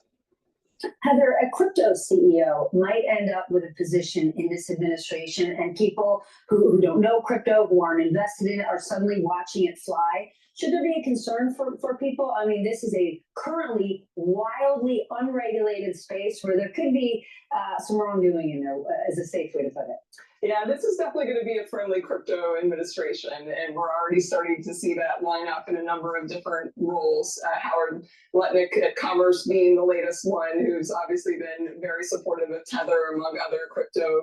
I think, though, we have to realize that in cross America, the mood around crypto has shifted. Totally. You know, this is definitely something, particularly in communities of color, that's seen as a very valid investment, as a very valid alternative to the dollar. But you're right. What you worry about, what you and I worry about, regulation. yes, is you want to make sure that people don't put all their savings. You don't want to see somebody putting all their retirement money into this and really getting hurt. It is still a very highly volatile asset. I think people sometimes see it like gold, and it's not. It could lose all of its value overnight. And you just want to protect people from that. So you're right. I do worry about that going forward, that all the guardrails could come off here. That's certainly dangerous. All right, David, let's talk about your trip to Brazil. You're obviously down there for the G20 summit with President Biden. What are other world leaders down there saying about the incoming Trump administration? I'm sure they're being very, very careful in all their word choices, because given how he rolls, you don't want to get on his bad side, at least not publicly. What are you hearing?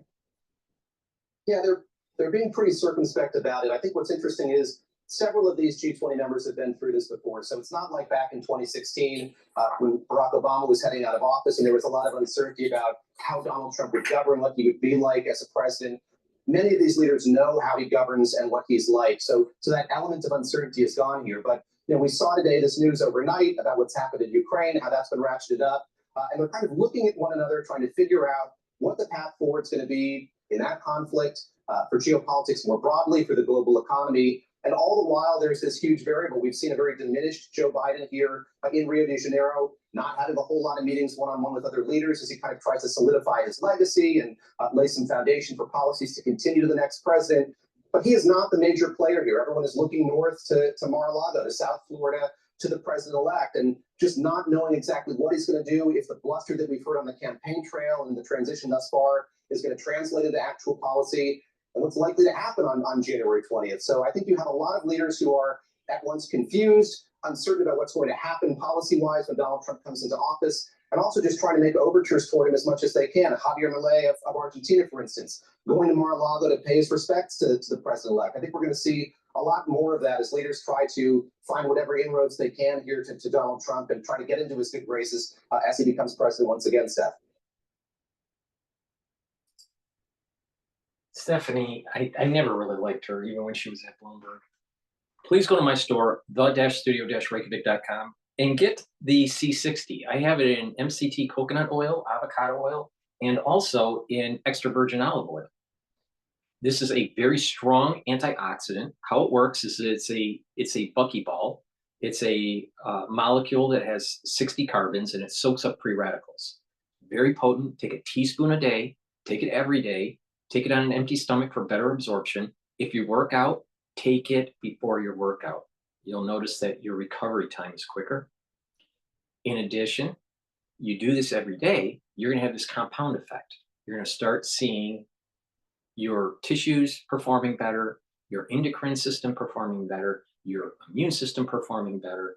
You're going to be slowing down the aging process. You're going to have more energy because it's boosting up your ATP. It's improving the health of the mitochondria. And when you have all this,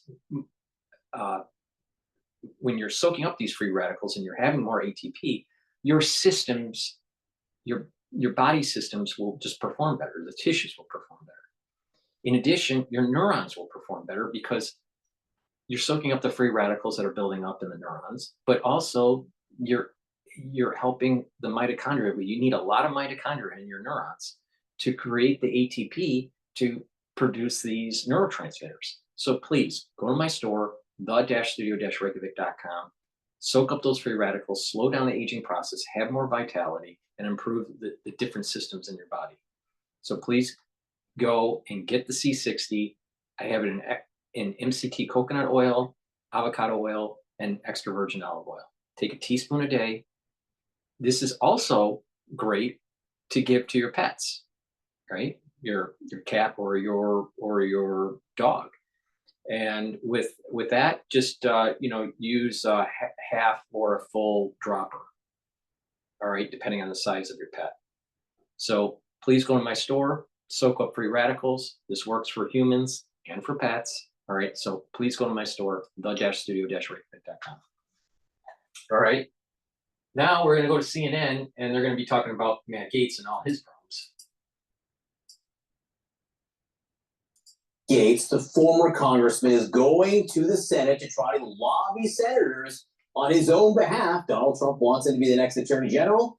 Some senators don't seem to like the idea so much, including reservations amongst some Republicans. CNN senior data reporter Harry Enton is here now.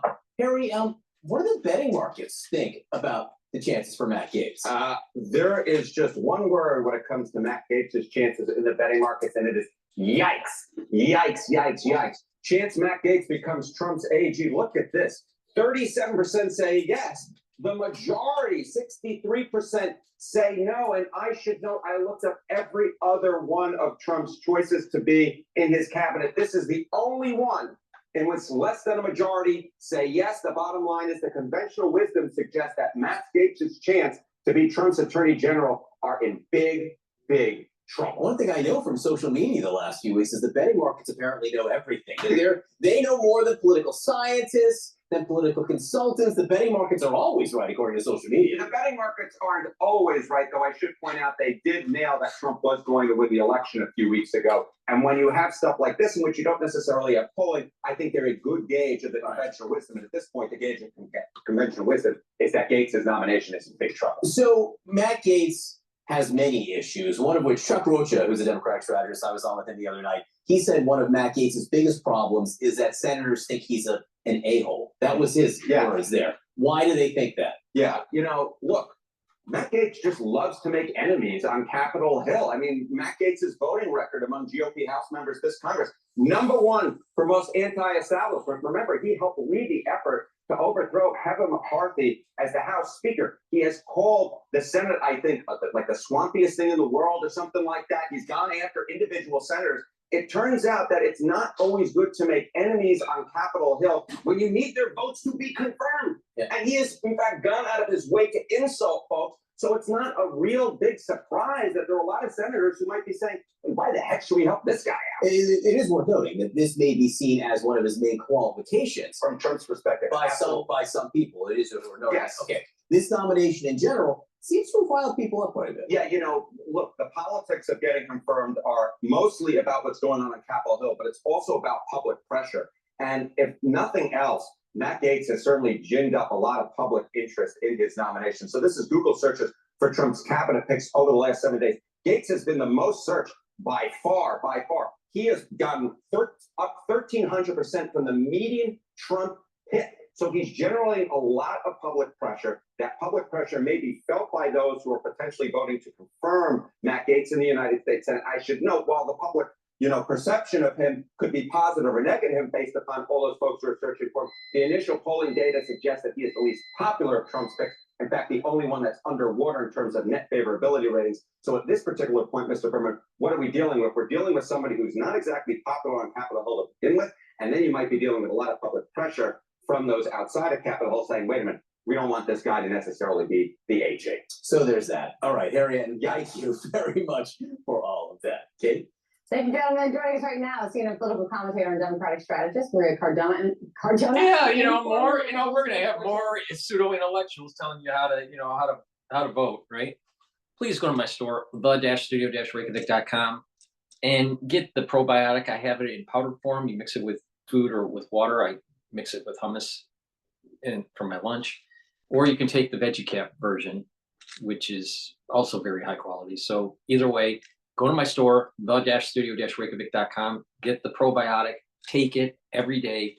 It's important to be able to absorb nutrients, to be able to reduce gut inflammation, to be able to improve metabolism, improve that communication between your gut and your liver and your gut and your brain. A lot of people don't realize poor gut health can affect your brain function and depression. In addition, poor gut health can cause skin problems. So having a good gut biome improves your overall health, not just your gut health. So please go to my store, the-studio-reykjavik.com, and get the powdered probiotic or the veggie cap version. Go to my store, the-studio-reykjavik.com. Link is in the description of this video. Let's listen to some more pseudo-intellectuals. For the Republican National Committee, Madison Desiato. It's like, it's as if I haven't said your name 1 million times over the course of our work together, Maria. Apologies. It's, you know, it's the morning. Madison, let's jump in on this. Jumping off of all of the numbers that Harry and John just went through with regard to Matt Gaetz, here's the addition that I wanted to ask you about in terms of, are his chances getting better or worse as the days progress? Is the attorney representing the two women who testified before House Ethics and say they were underage when having sex with Gaetz when that started? The attorney told CNN last night a little bit more about what they gave to and told the committee. They provided photos to the House at the New York event. They provided selfies that Representative Gaetz sent them. They testified that they sent Representative Gaetz nudes from time to time at his request, and also on their own accord. Yeah. There are also numerous text messages, group messages between them as well. But you have to say that my clients are only 2 out of the over a dozen witnesses that testified. I was present for 2 of those. And so what I'm telling you is just a fraction of the evidence that's available. Madison, do you see there is a point that this nomination becomes more of a problem than it is worth for the president-elect, even though he's continuing to publicly back him? Yeah, I'd be shocked to meet anybody today that thinks the chances are getting better for Gaetz's, going through the Senate and getting approved. Originally, I think a lot of the talk was about Collins and Murkowski, maybe a third person. I mean, now you go down the list, think of, almost a quarter of the senators that I think would be likely to go against this nomination if it were to even get to a vote. McConnell, Young, Cassidy, obviously not MAGA senators, very institutionalist. You have Curtis, who is the new senator, and Romney seat, who was heavily criticized by Gaetz. I would say would be likely to go against it. Ernst has made some comments as well. A couple other senators not running for re-election, very big question marks on what they would do. And then obviously this is before we even have any of this information. While it may not come out right now, I think it is going to come out. It's just a matter of when and how in regards to the House Ethics Committee report. They will be meeting today, of course, 5 Republicans, 5 Democrats on that committee that will make a decision whether they will release it either publicly or to the Senate. Again, the Senate can't compel the release, but information is going to be released. And so I think this is not only an uphill battle, it seems that it's not looking likely at all at this point. Yeah, and we're hearing more and more Republican senators saying, we'd like to see that report when they've got it, which is when you say it publicly, it is a message. Here's the other thing, Maria. John King is continuing his All Over the Map series. And this time he went back to Iowa, talking to voters who initially said they would not vote for Donald Trump, but then did, and now are glad that they did. One of those voters is Betsy Sarcone. She says that she decided to vote for Donald Trump on the economy and wanting change. Listen to what she says now about Trump's nominees. The Kristi Noem, the Matt Gaetz, I'm not necessarily excited about it. Worried, I wouldn't say I'm worried. I voted for change, as did the majority of the people, and that's what we're gonna get. So I don't think worrying about it every day is gonna do me any good. An interesting perspective from one of these voters. This is what voters voted for. What do you say? Well, let's go back to, I think, the original question that we all had going into the election, which was what was going to be the top issue. And it turns out that the top issue and what voters voted for change was on the economy. And what we're getting from all of these nominees is anything but. Yes, that voter is right. They are going to get change. But is it going to be the change that voters wanted and that voters asked for? This is the point I'm making about the silo thinking. You think the economy runs it runs in a bubble? It runs in a vacuum? It's related on how we spend for defense. It's related on our tariff policy. It's related on social programs. It's related on the overspending and the lack of efficiency in the government. It's related to many different variables. It's not just the economy.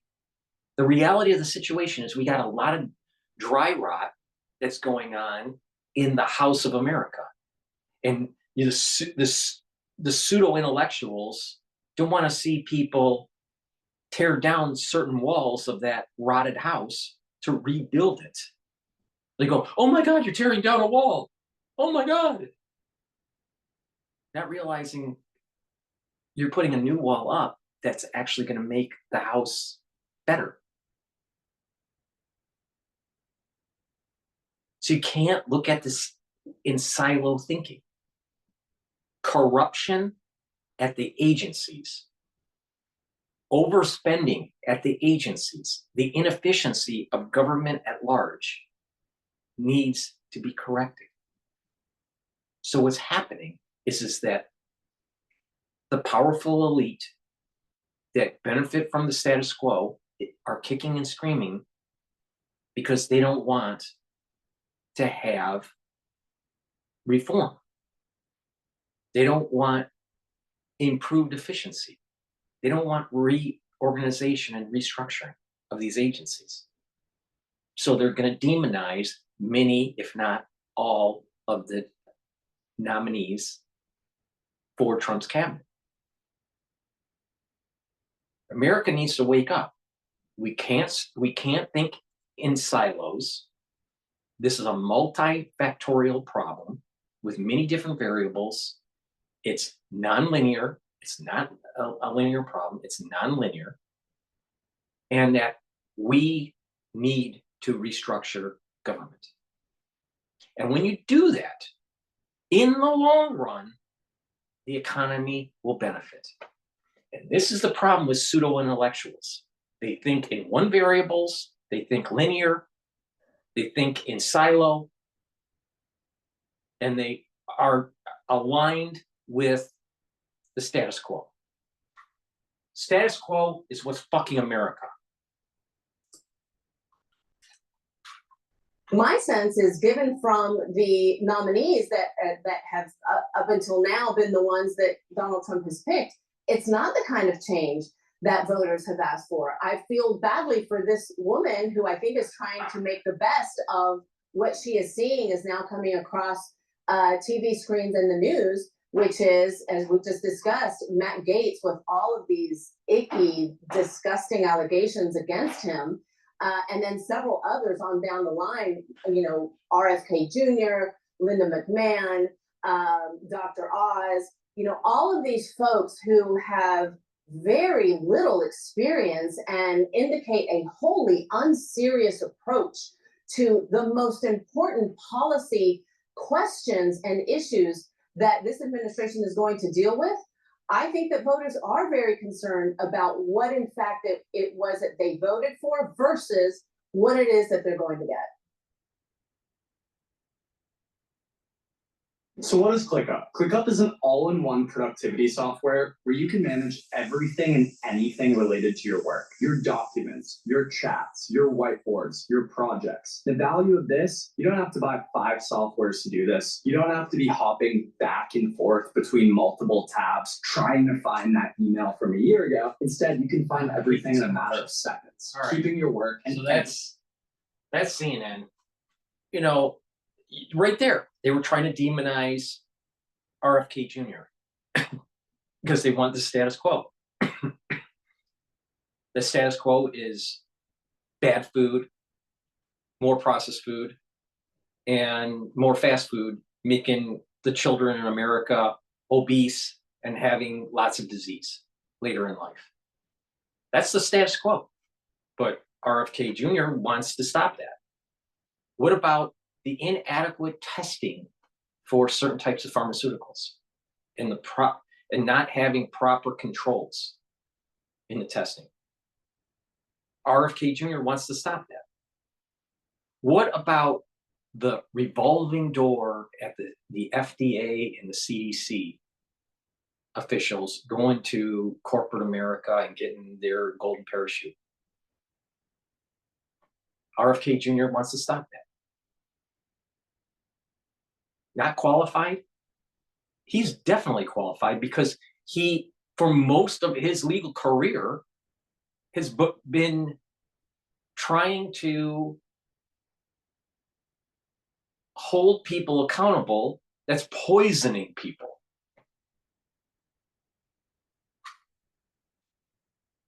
He is qualified, far more qualified than health officials that we currently have. See, what it is, the mainstream media is aligned with the status quo. Trump was put into office because most of America is tired of the status quo. Restructure government. The agencies have become too powerful, and it's gotten to the point where they're trying to circumvent the actual president. And that's not the way it's supposed to work. It's time to restructure. It's time to tear down the building and rebuild. And they don't like to see all of the mess during the tear up. All right, let's go to Fox here. Before we do that, before I do that, please go to my store, the-studio-reykjavik.com. Help support my work. Where else are you going to get unfettered pontifications about pseudo-intellectuals on mainstream media? My channel gives you great perspectives on things, but you need to help support my work, and I want you to help support your health. Please go to my store, the-studio-reykjavik.com. Help support me and your health by getting the great products that I have, like the olive leaf extract. This helps with cardiovascular health and helps with your immune system. How? It brings down inflammation, and it also improves your lipid profile. Please go to my store and get the olive leaf extract. Boost up your immune system. It's the cold season. Take vitamin C every day. This has also magnesium in it. If you're not feeling well during the cold season, take a double dose. Make sure you drink it with filtered water. And improve your cardiovascular health by taking omega-3 every day. It brings down LDL levels and increases your HDL levels. Really important. And this is synergistic with olive leaf extract. So this is a great combo. Please go to my store, the-studio-reykjavik.com.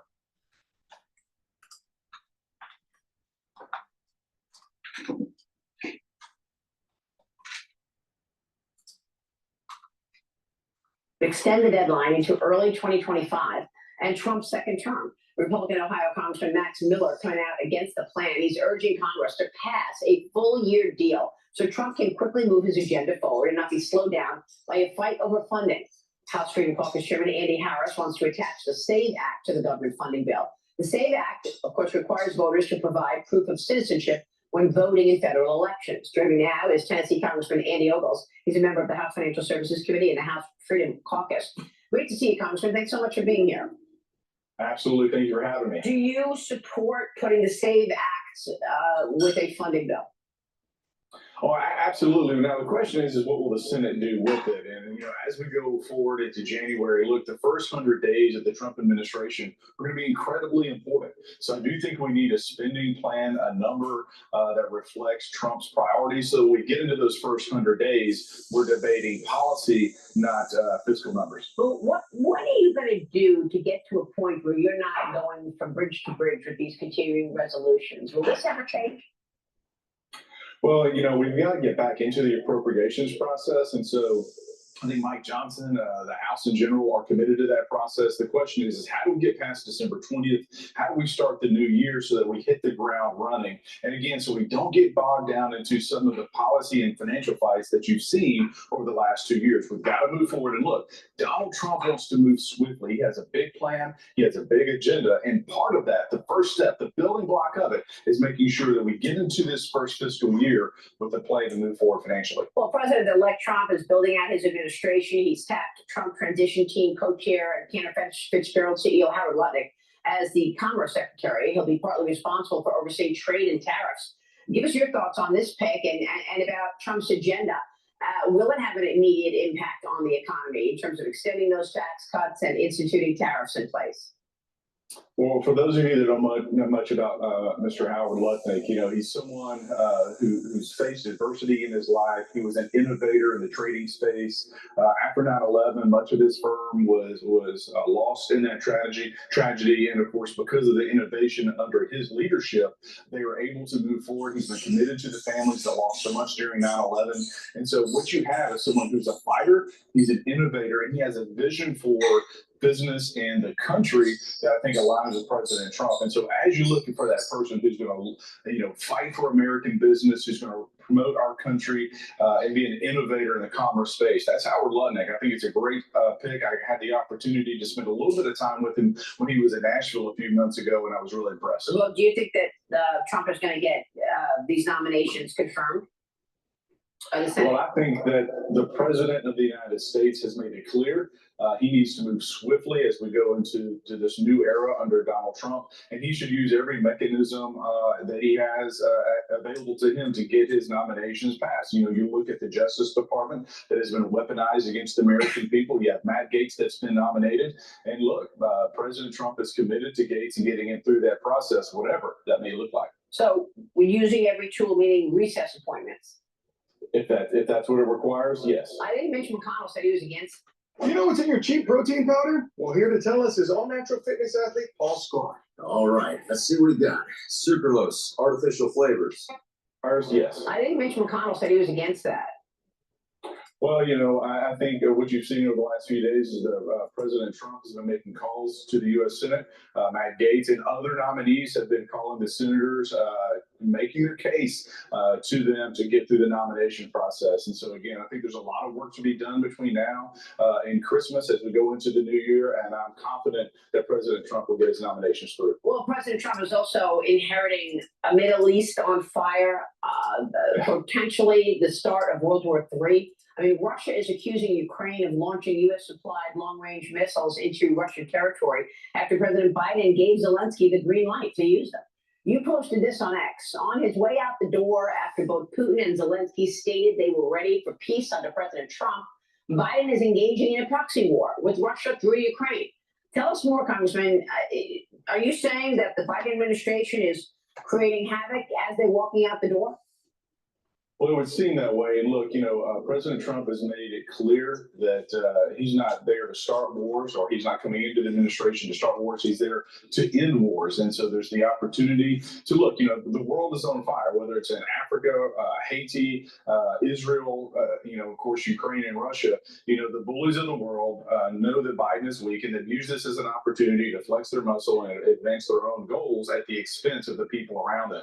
President Trump wants to put an end to this. And look, a secure world, a peaceful world is great for everyone, whether it be commerce, whether you're poor, whether you're rich, or anywhere in between.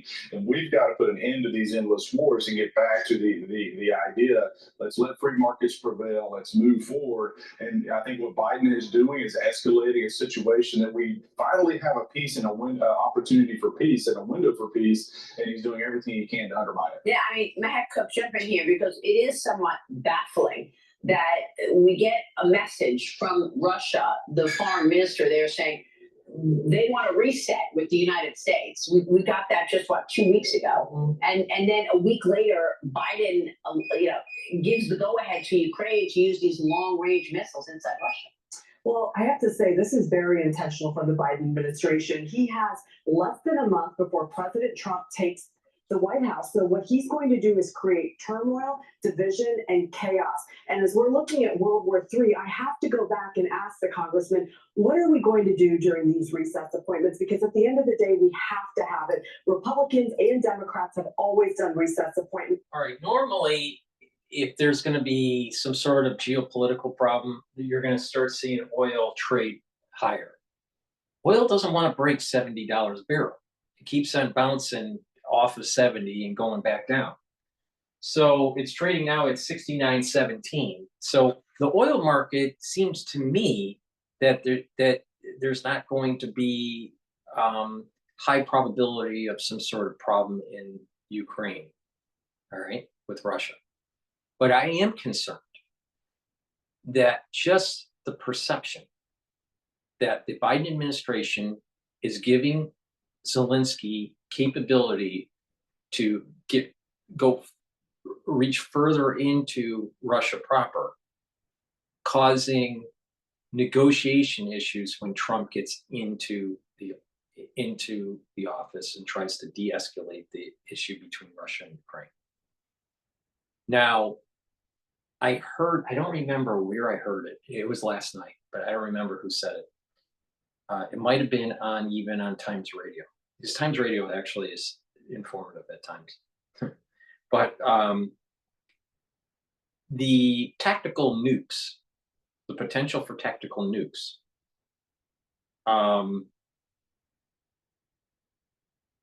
with Russia have a certain range, all right? And they would have to move those tactical nukes closer to the border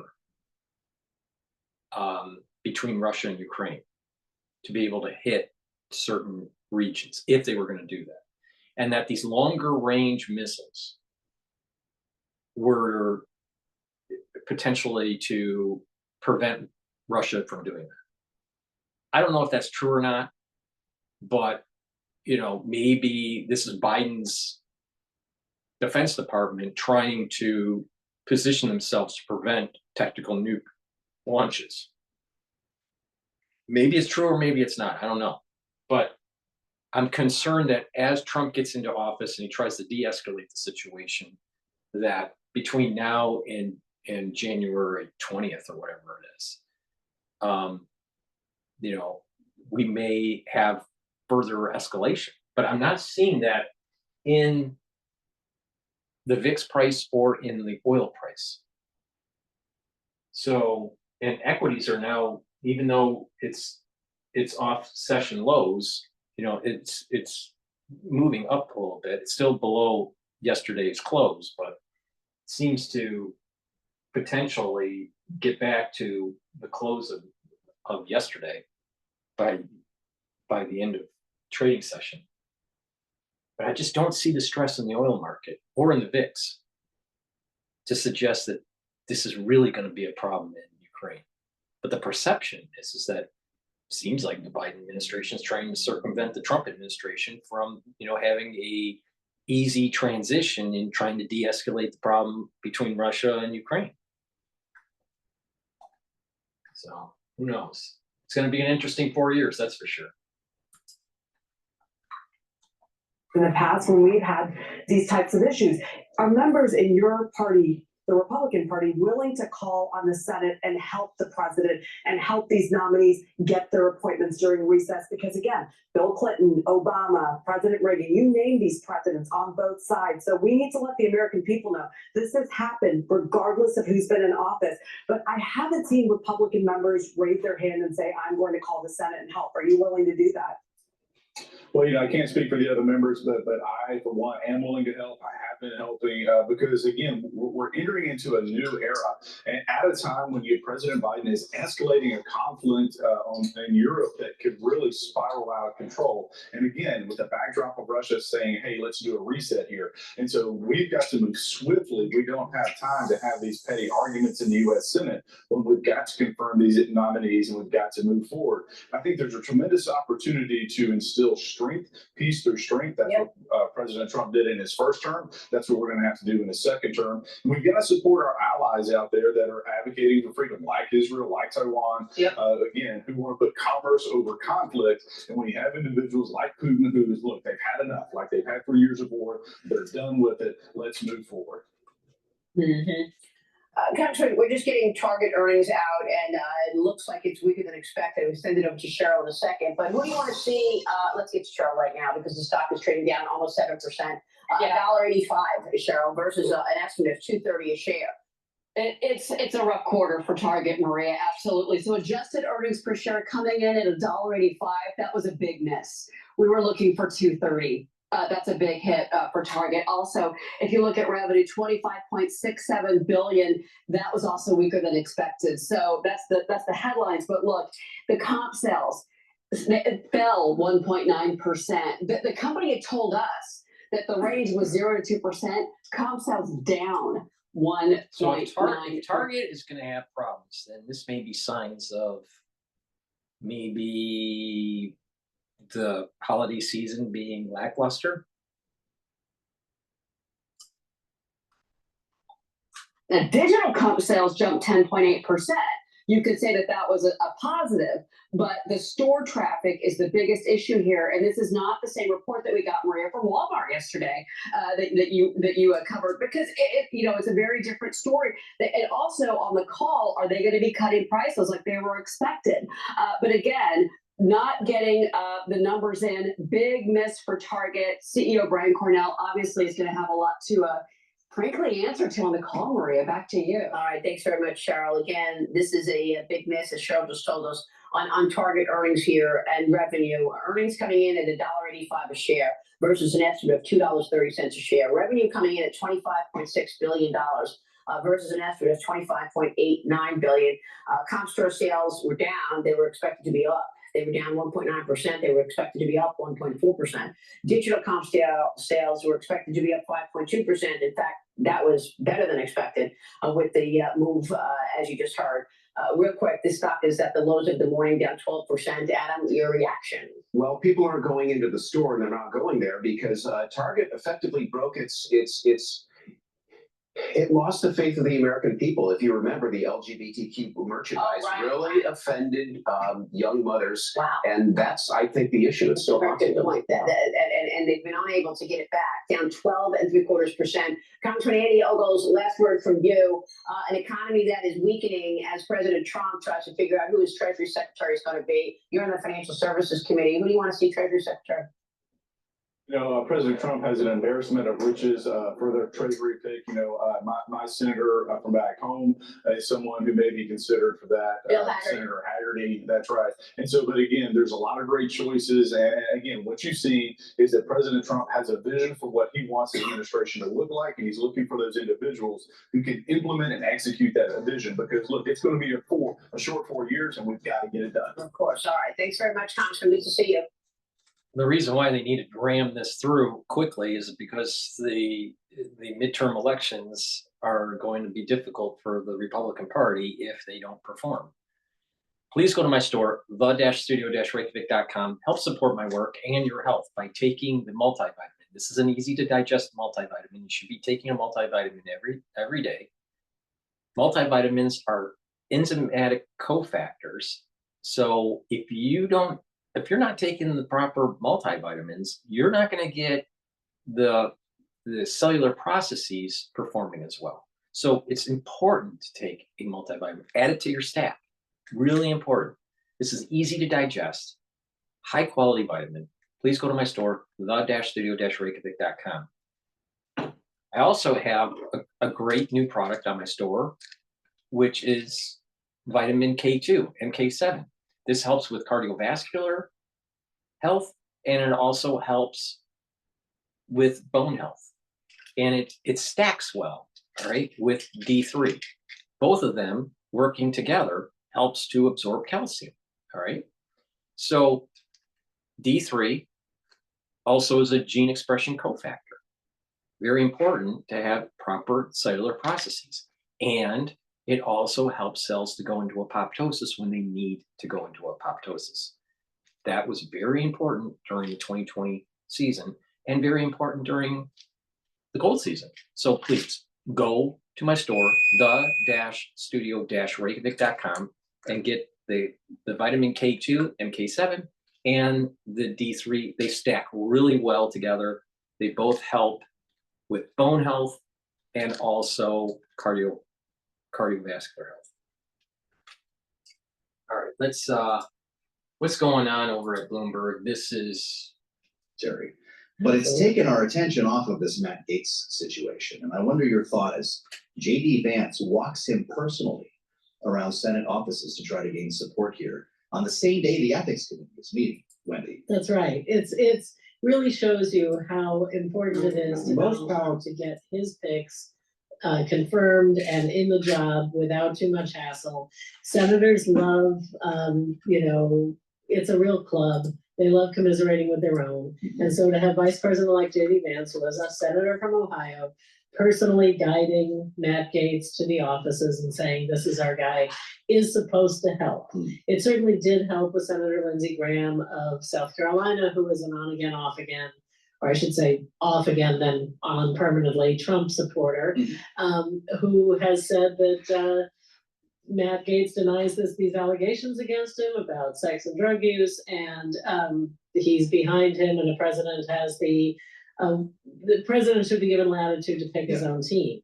So, but there are just as many senators who have expressed discomfort ranging to horror at the thought of Matt Gaetz being, the Attorney General of the United States. Including some senators like Mark Wayne Mullen, a strong ally, who says Matt Gaetz showed him videos of these young women on the floor of the chamber. That's this rumor that sometimes becomes public on Capitol Hill, is that Matt Gaetz would sit around in the cloakroom with his phone showing people, pretty risque videos of parties he's been to, and he really liked to portray himself as a party boy. And so, the idea, however, that he wants to squelch the House Ethics Committee report when he is seeking to become the top law enforcement officer in the United States is what's sticking in a number of senators' craws. Well, yeah, and it's taking attention off of the rest, like Pete Hegseth, although he's apparently getting the introductions from J.D. Vance as well. Right. These meetings must be really something really at this stage of the game. But then there's the man who is helping to drive the transition, and some would suggest pulled a little bit of a Dick Cheney. He did. In finding no one other than Cheney is himself. not the first guy to pull a Dick Cheney, by the way. Enough, but it's of course Howard Lutnick, who will be the Commerce Secretary, even though I guess he preferred to be the Treasury Secretary, knowing that he was featured prominently on the campaign trail before he was running the transition as a supporter for Donald Trump. Let's go back. At the turn of the century, our economy was rocking. We had no income tax, and all we had was tariffs. We took down our protection. We took down our tariffs, and we turned instead and we taxed. Americans were letting the rest of the world eat our lunch. There was a little depression that followed that period of time. And to be sure, he's referring to the turn of the 20th century, not the 21st century. Thank you, yes. Yeah, there was a real affinity for late 1800s at Mar-a-Lago. This will likely be Secretary Lutnick, though, correct? What does it mean for the Commerce Department and for the U.S. Trade Rep, which I guess will now fall under Commerce? This is a reorg of some sort? We're still trying to sort that out back in the newsroom. I mean, what's going on is that Trump announced yesterday that Howard Lutnick would be Commerce Secretary, and he gave the Department of Education to Linda McMahon. These two were his transition co-chairs. It's a little bit of a snub if you want Treasury Secretary. Commerce is kind of the stepsister agency to that. However, it seems that Trump was sort of sweetening the deal a bit by putting the U.S. Trade Rep under the Commerce Department, which is often, I mean, it's not a cabinet position, but it does report directly to the White House. And some presidents have elevated it to a cabinet level job, which means you get to go to the cabinet meeting. It sounds like what Trump might be thinking, although, I hate going there, is trying to figure out what Trump is actually thinking, is that he will put the USTR under Howard Lutnick and make Howard Lutnick the tariffs guy. He's clearly enthusiastic about it from that point. Right, and that kind of takes the Treasury Secretary outside of the tariff fold and be a little more market friendly. That's not all we talk about in interviews. Gina Raimondo kind of reinvented the modern Commerce Secretary as a key player in an administration, forwarding legislation, being very present in media in a way that we really hadn't seen with Commerce Secretaries before. A sought-after interview. Will he be like that? Well, if he is, which he seems to want to be by his personality, as we've seen him in interviews where he talked about health policy at one point and crypto policy at another, he will. The trouble is, in the Trump administration, you can often get your leash yanked if you do that too much, because Trump likes to be the guy who's front and center. Trump has been uncharacteristically quiet during this whole thing, putting out paper statements when he named someone, went to the launch yesterday but didn't hold the press avail. He's been very quiet, but I think if he really will start to chafe at surrogates talking too much. But I do think, Lutnick is enthusiastic about tariffs, so we'll carry it out. I want to get into education with you for a moment. Linda McMahon, people think World Wrestling, Small Business Association, or what that administration, was her job in the first Trump administration. She was actually a co-chair of the transition, right? She was part of this with London. Yeah. Well, she's going to run the Department of Education, which has a lot of people scratching their heads, not an educator by trade. And her task will be essentially dismantling the Department of Education. And I wonder how that will work with, I mean, it will require approval of Congress, right? If there's low-hanging fruit for her to start making changes. There is probably some fine print somewhere in the rules that allows executive action because remember, I mean, these departments are parts of the executive branch. They are funded by Congress. And so I suppose if they decide by executive order, I don't know if that's possible, to eliminate the education department, that funding would then be rerouted elsewhere. I will say she is also an active proponent of school choice. Yes. And she, if they do maintain the Department of Education, get ready for lots of vouchers, get ready for the embrace of religious schools and private schools with other aims that might not be right for, not be right for everyone. Also cultural change. Cultural change. Stopping schools from, quote, promoting inaccurate and unpatriotic concepts. That sounds like big government to me. About American history surrounding institutionalized racism. This gets back to critical race theory. We have less than a minute left. That will be her first charge. That if it's not to dismantle the agency, that will be her first charge. And that's just the sort of federal mandates that Republicans have always complained about, right? From the Department of Education. They shouldn't be telling local schools what to do. But if they are going to tell schools in, say, California that you can't teach this about, picture book about being the child of gay parents or something like that, that sounds like a federal mandate to me. Fascinating, as always. And fascinating to spend time with Wendy Benjaminson. Thank you, as always, helping us drive our political coverage here in Washington. I'm Joe Matthew. This is Balance of Power. Glad you're with us on the Wednesday edition. An important conversation coming up next as we look at K Street in the era of Trump. This is Blue. K Street is going to be in an uproar because there's going to be restructuring of the government. Matt Gaetz most likely isn't going to be confirmed. There's too many things popping up that embarrass the Trump administration. What's shocking is that Trump must have known this. So was Matt Gaetz put in to just kind of be a smokescreen for other people? As kind of a pawn? Who knows? Please go to my store, the-studio-reykjavik.com. We're in the cold season. It's really important to take lozenges and drops. I have some great drops that are on my store, the-studio-reykjavik.com. Blueberry. I have it also in cherry and in honey and lemon. There's 100 in each of these. Get a couple bags for your household. So the moment you have that irritation, because of, you're at work and you catch something, or you're at school, or you're on the train, or, with friends, or you're in your household, take the drops right away, neutralize the pathogen or the irritant, and maintain the mucosal barrier so you're mitigating the problem. All right. Taking these right away, it has the structural nanosilver, will help to mitigate your exposure to the cold season. All right. So please go to my store, the-studio-reykjavik.com. Get a couple bags for your household. Really important. These are high quality, has the structural nanosilver, and neutralize the irritant and maintain that mucosal barrier. Get it in the honey and lemon, the cherry, or the blueberry. Go to my store, the-studio-reykjavik.com. All right, let's go to live now.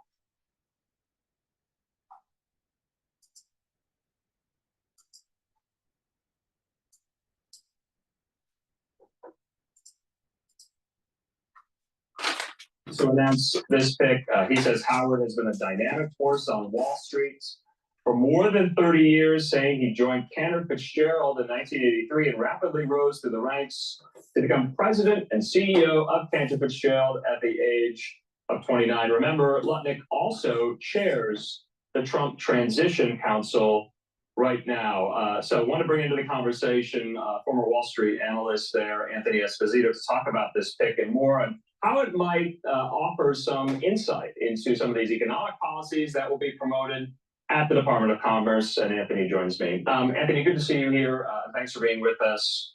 So I guess for viewers to start off, who is Howard Lutnick? Howard Lutnick is he's the CEO of Cantor Fitzgerald. He's been a main staple on Wall Street for years. He started, I think, in the early 80s, rose to the top at Cantor, and has really guided what's a namesake firm on the street, on the sell side on the street for 40 years. Make no mistake about it, Wall Street is a pool of sharks. It's a great place to be, and you can make a lot of money, and you can make some really good friends. But it's an aggressive environment. I started out in 1996 on the floor of the stock exchange, and still involved. For Howard Lutnick to guide Cantor over the last 40 years, and in particular through the early 2000s and the 9/11 event, which devastated the firm, he's a true leader. He has a backbone, he has a gut, and he swam with the sharks and survived, and not only survived, but excelled and grown this business. So I think he really is the exact person that President Trump would want on the cabinet. I think he'll do extremely well. I think he's a proven leader in a very challenging environment, in a very challenging business. And I'm looking forward to seeing him leave Wall Street and help this administration. So what about qualifications, Anthony? Of course, he was a main figure there on Wall Street. Does that necessarily confer on someone bureaucratic experience? This is a sprawling department there at Commerce.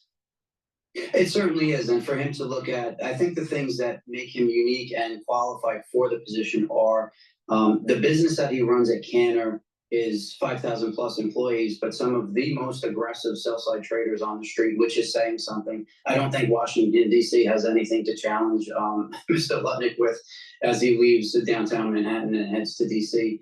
If you talk about trade and tariffs, which he'll oversee, if you talk about him liaisoning as the liaison between the federal government and the private sector to work on jobs growth and economic growth, I think that he will be a perfect fit, having navigated the waters that he's navigated and managed the size of the firm that he's managed. I think he's a good fit. I think he'll do extremely well. I want to put up this tweet here from our colleague Aisha Hasni there from Fox. Quoting a source familiar telling Paul Steinhauser of Fox Digital that it's a free-for-all for Treasury Secretary right now, and that it's a mad dash to find someone pro-tariff. The source also adding Howard Lutnick was offered an ambassadorship but rejected that offer. Where does Howard Lutnick fall on the issue and the question of tariffs? Is he for them or against them? Or does that not even matter? In a Trump administration, do you need to be all in for them? Well, look, I think Howard Lutnick would say himself that the members of the team that President Trump is assembling are there to give input, are there because they're leaders in their field, and are there because they're experts. At the end of the day, the decision will be the decision of President Trump. I don't think Mr. Lutnick would disagree with that. So where he stands on tariffs, I'm not particularly sure what his stance is, but I believe that he has stated in the past that if you look back at what tariffs did in the first Trump administration, the fear-mongering of them spiking inflation has not been realized. And the fact of the matter is we went through a quote-unquote trade war with China when Trump took office in 2016 and 17, and we came out on top. So I think that if you look at history and not at the scare tactics and the headlines, if you look back at history and you look at the fact that tariffs used the way Trump wants to use them to level the playing field and to bring jobs and manufacturing back to the United States, they would actually bend. This is the reason why I keep on saying when you're looking at the tariff policy of Trump, it's multifactorial. It's multivariable. It's not siloed. There's many levers being pulled. And in the short term, it might be in some products be inflationary. But overall, it's going to strengthen the economy. Right? And it's going to be even better when you play with tax reduction and make the government more efficient with its spending and trim $2 trillion if Elon Musk can do that. See, it's multifactorial, but the globalists, they're going to demonize Trump until the cows come home. because the globalists, they're threatened by this. Our economy benefit our citizens, and I think that Mr. Lutnick would be in favor of that, and I know President Trump is. And the bottom line is, most of the times, if you use the tariffs in a way where it is the idea of the tariff to get to a more level playing field, you typically will get to that level playing field without the tariffs even being enacted. And that's a benefit for us. But Anthony, there has been some cognitive dissonance about whether or not tariffs will increase costs for consumers. And so, I don't know if it's fear mongering or escalation or scare tactics here on the part of those at Walmart, including the CEO. Reuters reporting Walmart on the tariff increase under Trump says, quote, "We're concerned significantly increased tariffs could lead to increased costs for our customers here." It just seems like... Here's the problem with Walmart. Walmart destroyed middle America small businesses in small towns and shipped their manufacturing, forced their suppliers to make stuff in China to give the public a cheaper price. And what it did was it built up China and destroyed the middle class, the middle class business owners. It made Walmart family one of the richest families on the planet. And of course they're going to be whining. Well, we're going to have to increase our prices at Walmart. Why not have your products at Walmart made by Americans? Economic clustering is where it's at. Globalization needs to die, and localization needs to be resurrected. Very simple. Was in the Trump orbit, Trump himself, are foreclosing the byproduct of tariffs that in fact happens. It does happen, doesn't it? I mean, I've been grappling with this with folks like yourself on the air here, because it was long held conservative orthodoxy for the last 30, 40, 50 years that tariffs do just that. Why is it all now changed here? The tariffs don't do this, or do they still? But what are we hearing? I think the first part of the conversation It will for certain products. But again, tariffs are a means for negotiation. If the negotiations go bad, well, they get the tariffs. And if the prices are too expensive and people really want those products, there'll be manufacturers that will make them in an area where there is not a tariff. And hopefully those manufacturers are in the United States, because we'll have the economic clustering. When the debt keeps on going up because we have inefficient government and we're giving money to Ukraine and our GDP isn't as robust, we have a high debt to GDP ratio. But we have more economic clustering, we stop the wasteful spending, we'll have a better debt to GDP ratio, and we'll have a more robust economy. It's really simple. Stop shipping the American jobs. Our tariffs implemented, and are they absorbed by the consumer, creating inflationary pressures, or are tariffs used to get to a fair place? So if we look at trade with China, if we're not treated fairly with China, if we're not treated fairly as far as pricing and as far as import exports, the tariffs may never go into place. So the tariffs are used as a tool. It's kind of like speak softly and carry a big stick. We have a big stick. We are the largest economy in the world, and China needs us as much as we may need China. So to get to a level playing field, I think the first assumption for tariffs is what will actually be put in place versus what is going to be the starting point of the negotiation. And I think that is the administration's view. And I think that if we look back at the previous 4 years of the Trump administration, that's kind of where we ended up. Keep in mind, the tariffs that were in place under Trump 1.0 are still in place with China. They were not, the inflationary pressures that we're seeing, let's really dig into it, is because we're running a massive deficit. We have massive debt, and we have a Fed that's mismanaged interest rates and Fed funds rates. So exactly, too much government spending. Stop building up China. Stop buying your shit at Walmart. Please go to my store, the-studio-reykjavik.com. Help support my work, because where else are you going to get this great pontific education? Get the vitamin B complex. Vitamin B complex helps cellular metabolism, helps to boost up energy levels by providing nutrients to mitochondria. The first few B vitamins help the electron transport chain, which is in the mitochondria, so it'll boost up your ATP. So please go to my store, the-studio-reykjavik.com, and get the vitamin B complex. It also helps with neural health. As you get older, you're going to need to protect those neurons, and you're going to need vitamin B complex. Get the turmeric. Turmeric is an antioxidant, but also brings down inflammation. Really important for your immune system and also your cardiovascular system.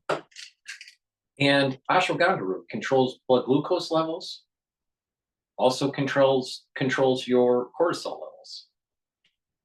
It brings down inflammation. It's synergistic with turmeric. Should be taking them together. Go to my store, the-studio-reykjavik.com, get the turmeric and the ashwagandha, help with your cardiovascular health and your immune system. Tariffs put in place by Trump 1.0 in 2016 are not our problem with inflation right now. If we're going to have an inflation conversation, let's really look at why we're struggling with the inflation that we have.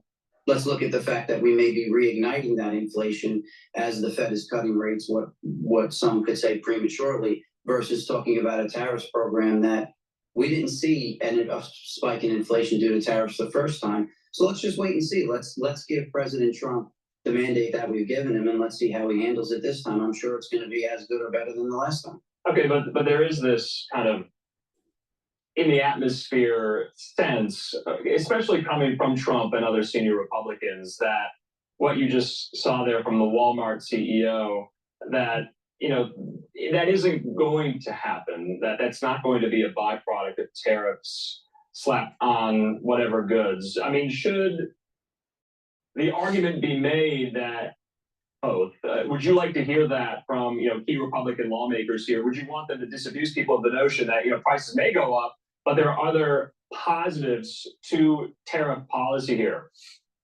Look, I think the conversation needs to be had, and the possible outcomes need to be examined, right? Like anything else, I do that every day for my business. What we can't look at is we can't look at tariffs in a vacuum and say that if President Trump enacts tariffs, prices are going to go up. That's just not the way this works. President Trump can enact tariffs, and a supplier like China could decide to eat those prices in order to still do business and export out to the United States. So let's have the conversation. And yes, I would love to see Democrat and Republicans step up and talk about the possible outcomes versus the only negative outcome that everyone is barking about. The bottom line is President Trump has been put back in office because of his performance the first time and because of the lackluster performance this time by President Biden and Kamala Harris. I think we can have these conversations, but to have them in a vacuum is kind of what everyone seems to do, and it doesn't make total sense to me. Oh, Anthony, too, though, still no Treasury Secretary. There's some names being reported and bandied about. I have some of them in front of me. I mean, Howard Lutnick was also being considered for Secretary of the Treasury. Right now, the front runner seems to be Scott Bessent. He's the CEO of Key Square Capital Management. Other names that have been reported, Kevin Warsh, he's a former Federal Reserve Board member. Even Robert Lighthizer, who Trump has already tapped to be the U.S. Trade Representative. Yet again here, why do you think they're still grappling with who to pick for Treasury Secretary? Does it go right back to the tariff question, or are there more factors?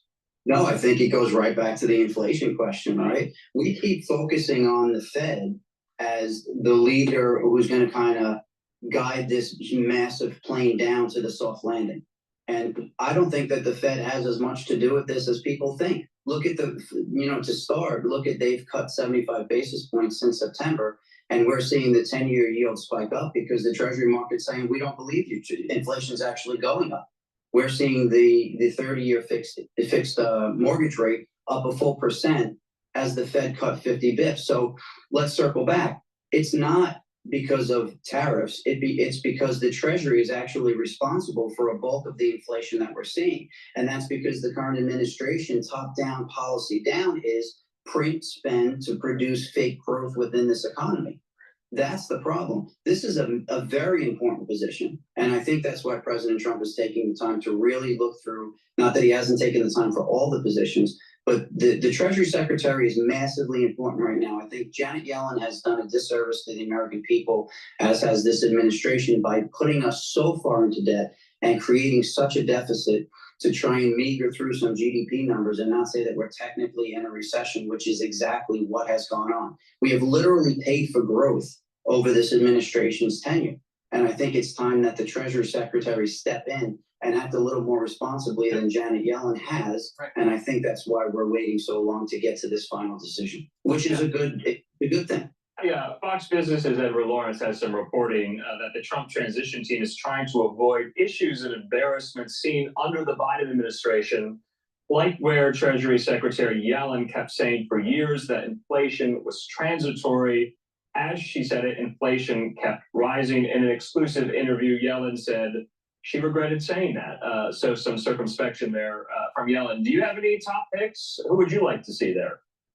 You know, I think Percent is a good choice. He's obviously a Wall Streeter, so maybe that's where my my bias comes from. He could be. I think he's a very intelligent man. He's had a long successful career. I think he's well in tune with the markets, and he's well in tune with government policy and top-down policy. So that would be my gut call. I think it's a great group. I think it's kind of a win-win. And not to be disrespectful, but it's a win-win when we look at the current Treasury Secretary, because she has not performed up to par on any level. So I think we could. So whoever is the next Treasury Secretary, what is their number one priority? What do they need to do first? Stop spending. So I think the first thing that they need to do is stop manipulating the Treasury curve. I think that we need to stop issuing debt. And I think that we need to stop manipulating the Treasury curve, short end to long end. I think that would be the first and foremost what we need to get done. We cannot continue to print money in this country and issue and create debt to fake growth or to fund spending that may or may not even be spent in the United States or for our citizens' benefit. So that would be it. We need to tighten the reins there. And then we need to start to see some real economic growth and start to overcome this inflationary bout that we're battling and start to see some real economic growth within the country and get people back to work and get real wages up. All right, Totally agree. And it starts with building America. Economic clustering. I don't really care about the Walmart family and the hundreds of billions of dollars that they have. Walmart hurt America because it destroyed small businesses and forced manufacturing into China. They were part of the globalization that fucked up America. You know what? Maybe Walmart needs to fall. Please go to my store, the-studio-reykjavik.com. Stop buying your shit at Walmart and go to my store, the-studio-reykjavik.com. Get the ubiquinol. This is a very high bioavailable CoQ10. Very high quality. I've been taking ubiquinol for many, many years. The reason why you take it is to boost up energy levels. It's an antioxidant, so it's helping with your mitochondria, and it also helps the health of your neurons. Very important when you get older. You should be taking ubiquinol every day if you're age 40 plus. All right? Please go to my store, the-studio-reykjavik.com. Get this very high ubiquinol, and it is synergistic with C60. In addition, and it's also synergistic with NAD+. NAD+ helps to boost up energy levels. It also helps to repair DNA damage, and it's a neuroprotector. It helps the health of your neurons. It's synergistic with C60 and ubiquinol. And lastly, lignans. This is a powder. You mix it with your food or with water, filtered water, and this will help to boost up your immune system. It's an antioxidant. It brings down inflammation, and it also helps with hormonal health for males and females. Important. People don't realize that because of the food you eat, because of because of the water you drink. Most people are not drinking filtered water. Most people are eating processed foods, and that affects your immune system, and that affects your endocrine system. And that's the reason why we need RFK Jr. in as HHS director. Please go to my store, the-studio-reykjavik.com, get the lignans, take it every day, boost up your immune system, and help with your endocrine system. I'm not wrong. I take this every day. All right? I take these supplements every day. Follow my protocol, and you're going to improve your health and slow down the aging process. Go to the store and get the lignans. And stop going to Walmart. And fucking up America.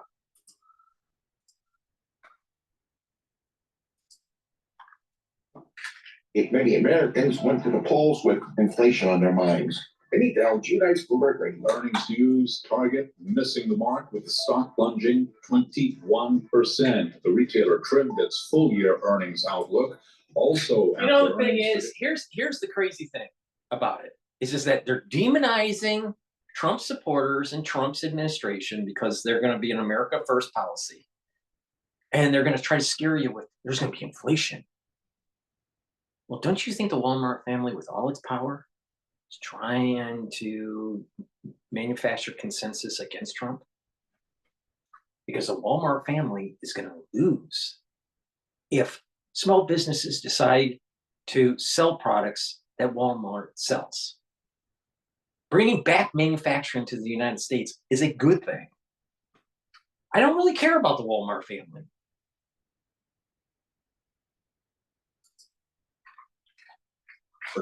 Will feel the tremors of NVIDIA's quarterly report. This is a big deal around here because it's a big deal on the market. Many argue NVIDIA is the market. And so we want to get into some of the action here that we might prepare for, because options are telling us we could see some pretty big moves in either direction, whether it's good or bad news. And Bloomberg Markets correspondent Abigail Doolittle is with us from New York. A little bit lower ahead of this. We're a little nervous before this report. Abigail, what do you see? It seems that investors are just a little bit anxious ahead of this big report. And the reason that they're anxious, a number of reasons. You were mentioning those options positioning for this chip maker, suggesting that there will be an 8% move up or down. That would equate to $300 billion up or a gain, or a $300 billion loss. Given the fact that it's the biggest point contributor to both the S&P 500 and the NASDAQ, it is going to be a market-moving event in the after hours, then overnight in the futures market, and then certainly tomorrow. Now, relative to the quarter, folks are expecting 74 cents in adjusted earnings on just about $3.3 billion in revenues. It's a little bit shy of that, actually. The big question is, will it be enough? Because this stock, another reason that this is so important is the stock is up about 200% on the year. The AI craze driving the chip maker higher. The growth is good. It's above 80% year over year for both the top and the bottom line, but that's compared to 122% on the top line a year ago and 165%, so, or sequentially, I should say. So the growth is actually decelerating. At some point, analysts, investors are going to wake up to this, and you're going to have a, the music has stopped moment. We don't know if that's this report, but you're right. The building here may just shake at 420 today. Well, it's NVIDIA. So I've got to ask you about what's happening in retail here. We had earnings from Target. Charlie mentioned this. Speaking of the building shake, my God, it's down over 20%. But it's not just Target. You look at Walmart, blew the doors off with its report. It's near an all-time high. It looks like it's just barely positive right now, Abigail. And Williams-Sonoma is up more than Target is down. So is this a company-specific issue, or are consumers pulling back? How do we read it? It's hard to tell right now because there's so many mixed signals around the consumer in terms of stores and products that they're moving toward and stores and products that they are moving away from. Relative to Target, a massive miss, apparently price cutting not luring customers in. That Target feeling that people joke about, but when they are really on point with product, they do really pretty well. So there's some concern here around the holiday quarter, but you would say that Target is more the staples. There's some discretionary in there, But Williams-Sonoma, to your point, up 30%, the best day since 2008. They did beat earnings by 11%, sales by 1%, so good beats. But this is a high-end kitchen store. So the fact that people are shunning Target but going to a high-end kitchen store, it's a little bit baffling. TJ Maxx put up a good quarter. Walmart earlier this week, a good quarter. High-income shoppers going there for value. We're looking for more and more signals, but it is interesting to note that Dollar General and Dollar Tree, those bargain stores, they're both down more than 4% in sympathy with Target. So it seems to be some, the companies that have not been doing well this year. It's not even a division between the needs to have and the nice to have, because of course Williams-Sonoma is a nice to have, the need to have at Target and Dollar General and Dollar Tree. So there may be, to your point, some company-specific issues at those stores, but we still need to see more signals on the overall health of the consumer. All right, Abigail, great to compare notes, as always, with her eyes on some specific issues we're following today. We'll have results, of course, after the bell from NVIDIA, as you would expect, right here on Bloomberg, and we'll be talking with our own Michael Shepard. My gut feeling with the Target issue is you have the wokeism product line that so you have that backlash from that. But I also think that it's possible that people are cutting their spending and cooking more at home, and they maybe are upgrading some of their utensils and kitchen appliances and kitchenware to do more home cooking type stuff. That might be the reason. But it is, or maybe it's the holiday shopping tied to that. But I have this gut feeling that more people are cooking at home now and not going out to eat. Imagine that. Thank you, California. That will help to give us the final numbers here. But the fact is, if Democrats flip both California seats, Republicans will have just a 5-seat majority, 220 to 215. You say, well, Joe, that's more than one. But remember, Donald Trump is raiding the cookie jar for what? At least 3 cabinet members. A couple of people calling sick. We don't have a majority. And that's where we start with our political panel. Jeannie Shanzano is with us, Bloomberg Politics contributor, Democratic analyst, and political science professor at Iona University, and a veteran of the House of Representatives. Maura Gillespie, founder, principal, BlueStack Strategies, Republican strategist, veteran of John Boehner's Speaker's office. It's great to see you both here. And Maura, for that reason, I'll start with you. Is Mike Johnson's job actually going to be more difficult in the new Congress? Maybe. It certainly will be, given the numbers we're seeing, and just the fact that it looks like Trump world is picking people from his, Republican conference. And so you see some members, we're watching kind of play out right now with the steering committee and bolstering up support there to make sure they have a strong leadership team around them and making sure that there isn't any defections going forward. But because there's going to need to be bipartisan work being done, that's the only way to get things done and moving forward in such a thin majority for Congress and for the House especially. And so I think Mike Johnson made a joke about it maybe last week or so, saying enough, please stop taking my members to the Trump administration. And I think it was probably both in jest, but also in sincerity, because this is a problem for him. Again, some of these seats that we're waiting to hear about, while a lot of them are strongly Republican, the red districts, it still is concerning to have those gaps. Maybe, Jeannie, you can go out to California, help them count the rest of the ballots here, because I do believe it's been more than 2 weeks now. We told people it could be as long as 2 weeks, and we actually still don't have them all yet. But I'm curious about lessons learned here, Jeannie, and what we might go through in the new Congress. Hakeem Jeffries is sitting back watching all of this. He's probably kind of smirking right now, thinking about Mike Johnson with a majority potentially of 1 seat. And he's been working in that environment for some time, ever since he actually took over from Nancy Pelosi. So what will be the role of the Democrats in that world, knowing that Mike Johnson will need them for most everything? And I'll be more specific by asking you about the Speaker's election. Will Democrats help to reelect Mike Johnson in a world where he's got 1 or 2 seats to spare? I don't know. That is an open question. I think the Democrats are going to do what they did last time around. I think responsibly, they should try to keep us moving forward, but you can't promise that's going to happen.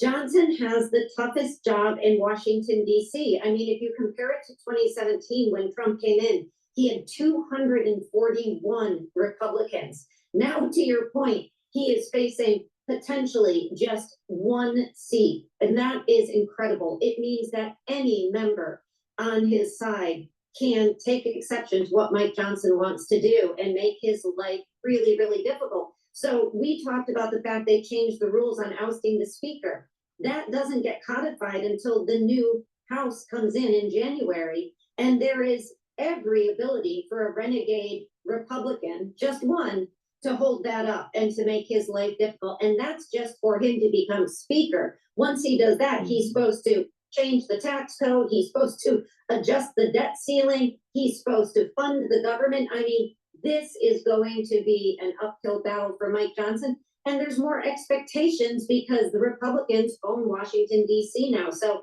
he has the worst job there, I have to say. Wow, that's saying something in this town. Maura, will Democrats help to elect Mike Johnson as Speaker again? I doubt it. I think that the Republicans seem largely solid behind Mike Johnson, at least going into the Speaker's vote. I think that some of those outlier members hopefully have, I wouldn't say learned their lesson, but they've realized that with Trump being president, they don't really benefit by lashing out against Mike Johnson, because they're supposed to be presenting a unified front. They're supposed to be on the same team, and they're supposed to be doing the work. And by holding things up and being an antagonist just for the sake of being an antagonist doesn't really bode well. Maybe it gives them a little bit of fame they want, but that's not helpful in the long term, especially if they're looking to please Donald Trump. So I don't think that Democrats will need to save Mike Johnson, but I do think once he becomes Speaker, the relationship between Speaker Johnson and Minority Leader Hakeem Jeffries is going to be even more important. Curious development coming out of the House now, considering the election of the first trans representative in the House of Representatives, openly trans, Jeannie. This is Representative Sarah McBride, who's just coming to Washington for orientation. Speaker Johnson now officially announcing that he will ban transgender women from using the women's restrooms and locker facilities in the United States House of Representatives. He told GOP members he was going to do this, and here we are. It's now official, and we see a statement from the Speaker's office. Is this sensible policy, Jeannie, or just bullying? This is coming from Nancy Mace in particular, who introduced this ban, which many people believe was targeted, to your point, at Sarah McBride from Delaware. And this is something that Nancy Mace has come out just in the last several hours saying that she has been the target of death threats as a result. So it has gotten incredibly contentious, and the politics of transgender rights that we saw come front and center during the campaign has now made its way onto Capitol Hill. And you know, the reality is Sarah McBride was duly elected by her state and by her district, and she has every right to use the restroom of her choice. And this does seem to be bullying on the part of Nancy Mace and the Republicans. It is no way to conduct the business of the House of Representatives to start off the new Congress, the 119th, with a focus and aim at one member that you want to isolate. What do you make of this, Maura? There are a lot of people who talked about the trans issue during the campaign and think there's a mandate to do something like this. But this is the people's house. Should the Speaker be targeting an individual in this way? Well, one thing I'll say about the House, and especially this is only on the House side, the Senate side doesn't have the same rules, so that won't apply on the Senate side. What's interesting, though, is that for the longest time, up until recently, there wasn't even a women's bathroom available for members on the floor where votes were happening. They had to go downstairs in the Capitol building, down to the visitors' bathroom, and use that one, which is, again, I worked in the Capitol building. That's what we had to do to go downstairs, and we, you know, for members to have to do that. So it's taken... Unless there was a gender reassignment, that person's karyotype should be going to their karyotype bathroom. Meaning, if they were born a male, they should be going as a male. If they were born as a female, they should be going into the female bathroom, period. Done. None of this trans stuff. To talk about progress, it's taken a long time to even just get them the Lenny Boggs room, so women have a room to go to up on the second floor, which is, for those unfamiliar, it's in the rotunda, the Capitol building, just off the House floor. But so saying that, we have a ways to go about progress. I think that there's a conversation that needs to be had. We haven't sorted out how to best deal with, talk about women and transgender in sports and things of that nature. So a lot still needs to be discussed, and we're not there yet to have that kind of a solution. I don't know what it is that we're not ready yet to change thousands of years of social order. No. The reality of the situation is they're trying to push a woke agenda, and most of America, a big part of America, said no to wokeism. It's unbelievable. Gonna use the men's room. Is that where we're at? We'll keep our eyes on this for you, and we'll welcome our global television audience for hour 2 of Balance of Power. Do stay with us. Congressman Mike Lawler from New York will join, and you want to be there for this conversation right here only on Bloomberg.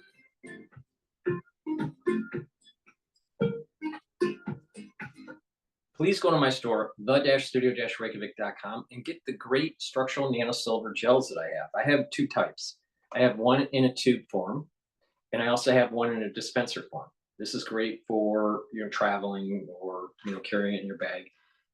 This is a dual purpose product. You can use it as a skincare where you can put it on your skin daily and exfoliate, and you'll notice that your skin is clearer and tighter, especially around your face. A great way to do it is to put it on your skin right before you go to bed and then exfoliate when you wake up. Another thing that you can use these structural nanosilver gels is to help heal a wound or an abrasion or a minor burn. Another way to use this product is to neutralize pathogens. Put it on your hands, around your mouth, around your nose, around your eyes, around your ears, lightly coat your nostrils, and it'll stay active for more than 5 hours. That way, you're maintaining your mucosal barrier and you're neutralizing pathogens. This is really important to use on a daily basis, especially during the cold season.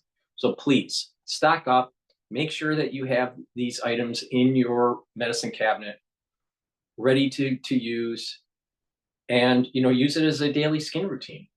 But go to my store, the-studio-reykjavik.com, get the structural nanosilver gel, either in the tube form or in the dispenser form. Click the link in the description of this video and go to the store, the-studio-reykjavik.com. All right, what's going on in the news? What's going on in the news here? FBI director, right?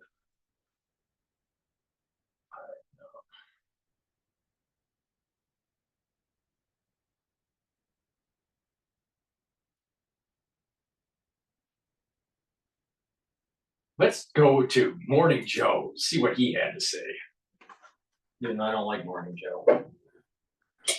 Okay, this beautiful fight court. This is amazing for stews and gravy. It's absolutely stunning. Again, this was very similar dishes and obviously with a big handle. And this baby here, come on. Meanwhile, Trump also just nominated Fox News contributor Sean Duffy to serve as Secretary of Transportation.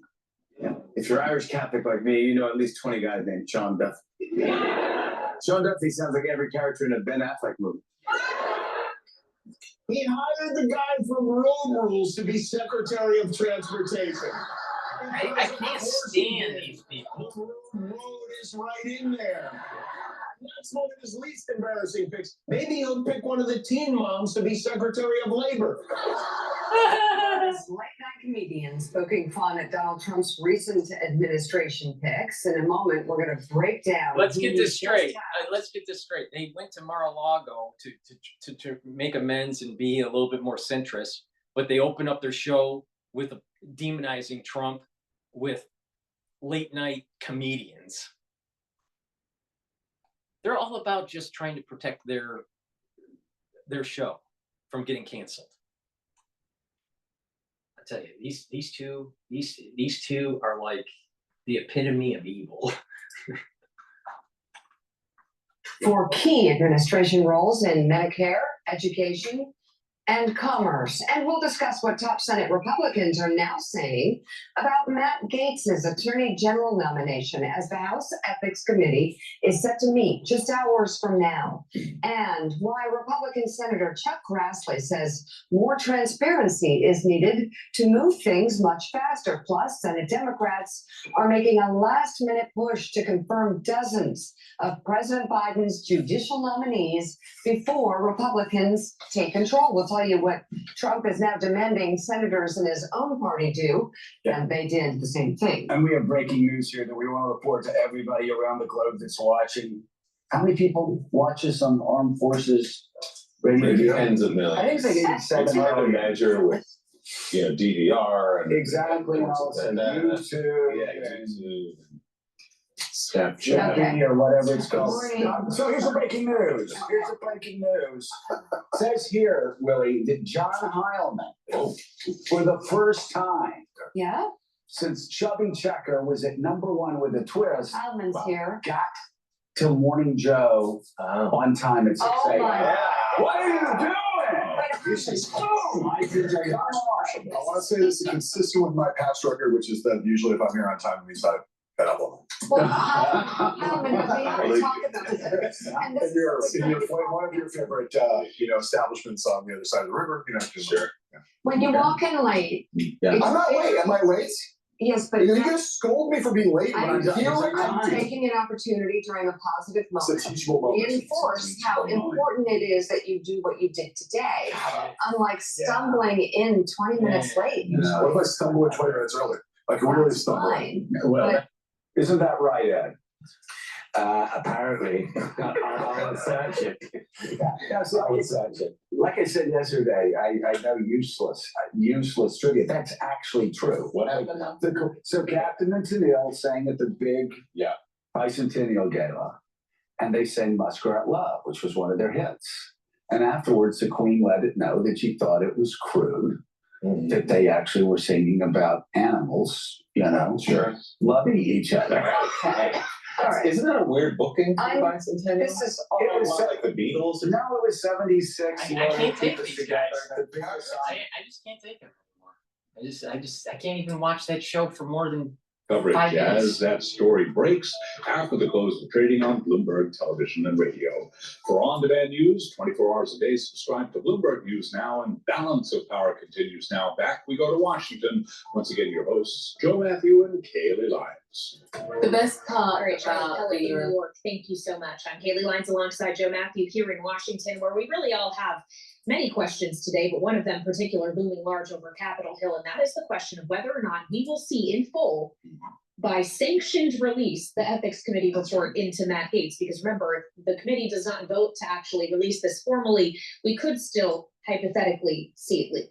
Well, that's a good point. There's a big difference between the two. There are different ways to get this information, including, by the way, the lawyer of the women involved in this case, those who brought allegations against Matt Gaetz. We don't like what's going on, so we're going to leak the information. Sounds like a deep state thing, doesn't it?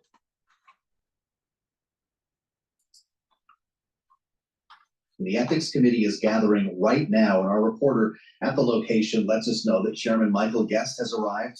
He had little to say as he did arrive, and the top Democrat, Susan Wild, is there as well. So this is happening as we speak, and we're joined now by a member of Congress, Raja Krishnamoorthi, the Democrat from Illinois, is with us. Of course, ranking member, the Democratic leader on the China Select Committee. Congressman, welcome. It's great to have you back here on Bloomberg TV and radio. I wonder your thoughts on this, if you have any updates for us on whether this report will be released or whether you think it should be released. I don't know what they're going to decide. I think it should be released. I think that there's precedent for this. We know of situations where there were severe scandals, and this is one of them where, we're basically having someone being nominated to be the top law enforcement official in the country to enforce the laws, who's implicated in breaking so many of them. And I don't need to go through the sordid list, but this is someone who should not have been nominated, let alone confirmed.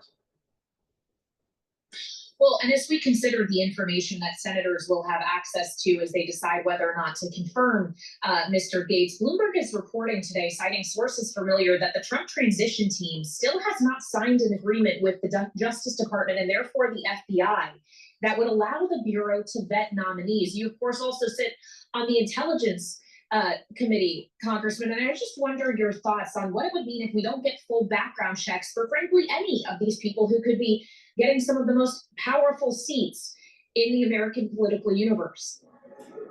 I think that's all you need to know with regard to some of these nominees. The fact that they're not willing to have a background check of these folks tells you that there are some serious flaws with them.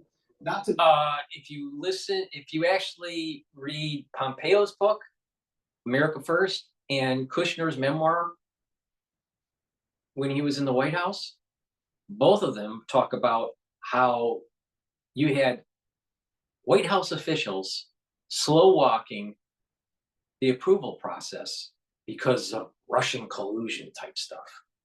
So you have deep staters slow walking confirmation and approval. And this was the lesson learned from it. It was basically, fuck that, we're just going to just move it forward. See, what it is you got an administrative state that is going to do everything in their power to slow walk the policies of Trump. And if they do something wrong, fine, get rid of them. But just give Trump the chance to get stuff done to fix this economy and fix this country. But they won't tell you what happened during the first Congress. And will you help re-elect Mike Johnson as Speaker? Well, I think that, let me answer the first part, which is, I think the Democratic minority is going to be essential in getting the business of the chamber done. As you know, on spending bill after spending bill in terms of making sure the government functions, Mike Johnson and Kevin McCarthy, for that matter, relied on Democrats to supply the votes to get the bills passed. I'm not going to be supporting Mike Johnson. I'm going to be supporting Hakeem Jeffries to be Speaker, and I think we'll be unified in that particular vote. Well, when we consider the idea that come the next Congress, whenever the new Speaker is elected, there could be 3 vacancies that need to be filled by special elections, and that could provide a bit of leverage for Democrats, Congressman. How easy will it be for the minority to hold up the first 100 days agenda working with this kind of margin? Well, there are any number of issues that require a majority vote. And as you know, some of my colleagues on the other side will not in any case, for instance, vote on spending bills, vote for them, I should say. I call them part of the vote no, hope yes caucus, where they are hoping that there are enough Republicans and, for that matter, the majority of Democrats supporting that measure to make it go through passage so that they don't have to support it and they can rail against it and rhetorically oppose it. So I think Democrats will absolutely be necessary for a lot of routine business that the incoming president as well as Speaker Johnson need to get done in Congress. We're hearing about red lines, Congressman, from President Xi. This is something that we talked to you about, of course, because of your perch on the China Select Committee. And President Xi met with Joe Biden at the APEC summit at the end of last week and reiterated his 4 red lines for when Washington turns over to a new Congress and, of course, a new administration with Donald Trump in the White House in January.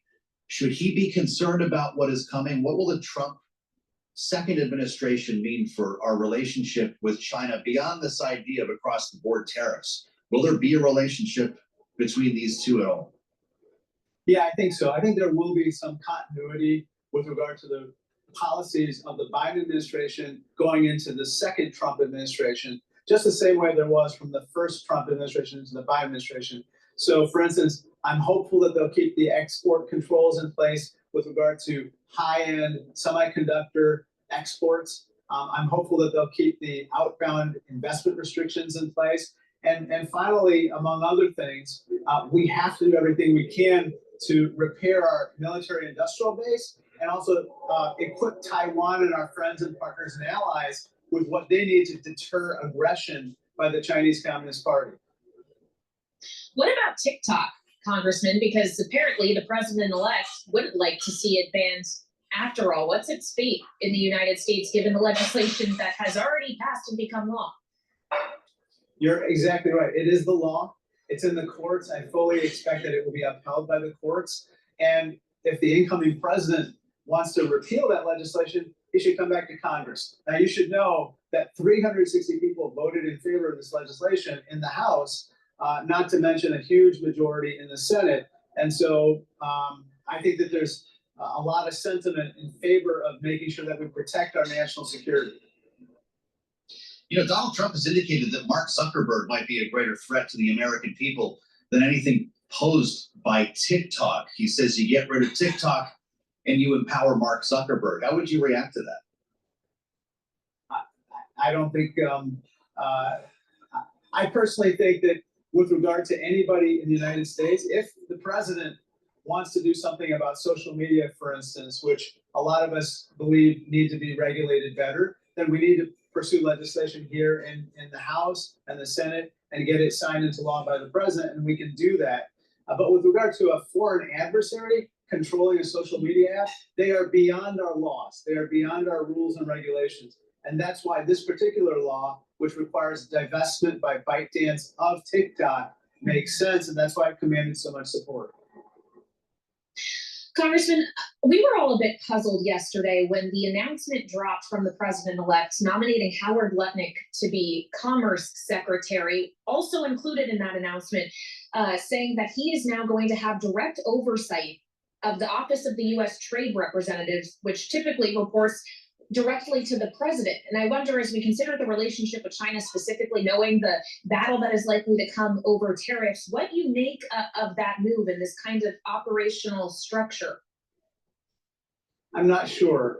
All I can say is that the substance of the policies that they're talking about, across the board tariffs of 20% on all goods from everywhere in the world, would be severely disruptive, be super inflationary for my constituents. It would hurt my exporters in Illinois, including our farmers in Illinois. And then it would, basically divide us from our friends, partners, and allies whom we need in countering aggression from China.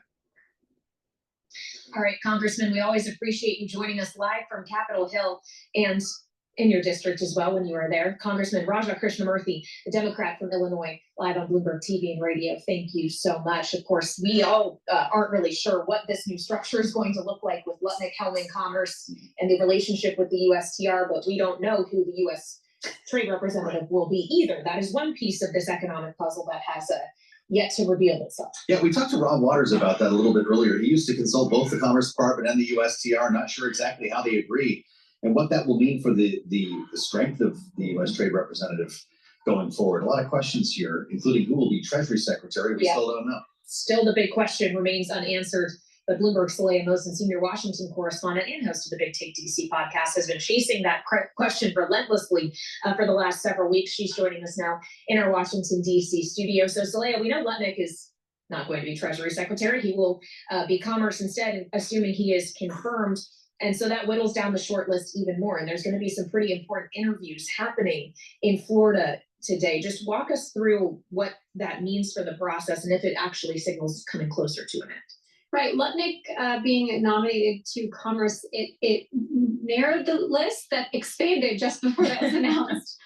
So today we know, we've reported that President-elect Donald Trump will be speaking to Mark Rowan of Apollo, and he'll be speaking to Kevin Warsh, the former Federal Reserve Chair. He has already interviewed and had many discussions with Scott Bessent, a hedge fund manager, about the Treasury post and the NEC job. We've been reporting for a while that whoever Trump selects is most likely going to have someone with Wall Street pedigree, like all the men that he's been considering.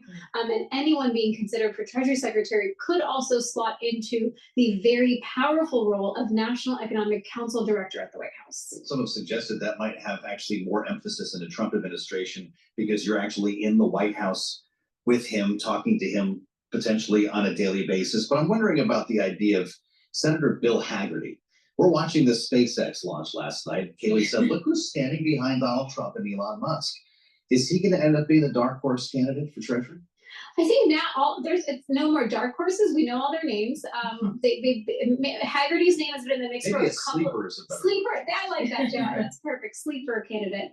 His name has been in the mix for a couple of candidate secretary positions. Yeah. We heard about his name a lot for Secretary of State, and then it popped up for Treasury. I will just say he's definitely been in the mix. He does not quite have the sheer wealth that tends to impress Donald Trump. Rowan, Scott Bessent, Warsh, they all are very, very wealthy men.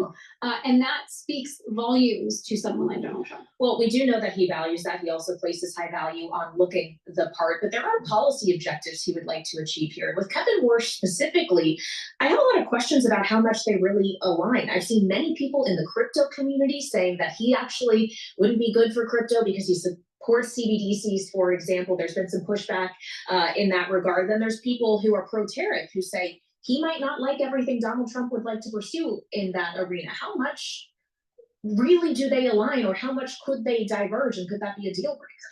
I think, Kaylee, what you're honing in on is the reason we're seeing this protracted battle over this job, because there's dueling forces over what Donald Trump wants and needs in this role. He wants a markets-minded person, but most markets-minded people are not super pro-tariff. Now, what we've seen play out with this battle is that it is showing how serious Donald Trump is about using tariffs as a tool of trade policy, maybe foreign policy and national security. So because of that, we've heard more comments from Scott Bessent about how aggressively the U.S. can and should pursue using tariffs as a tool for some of these policies.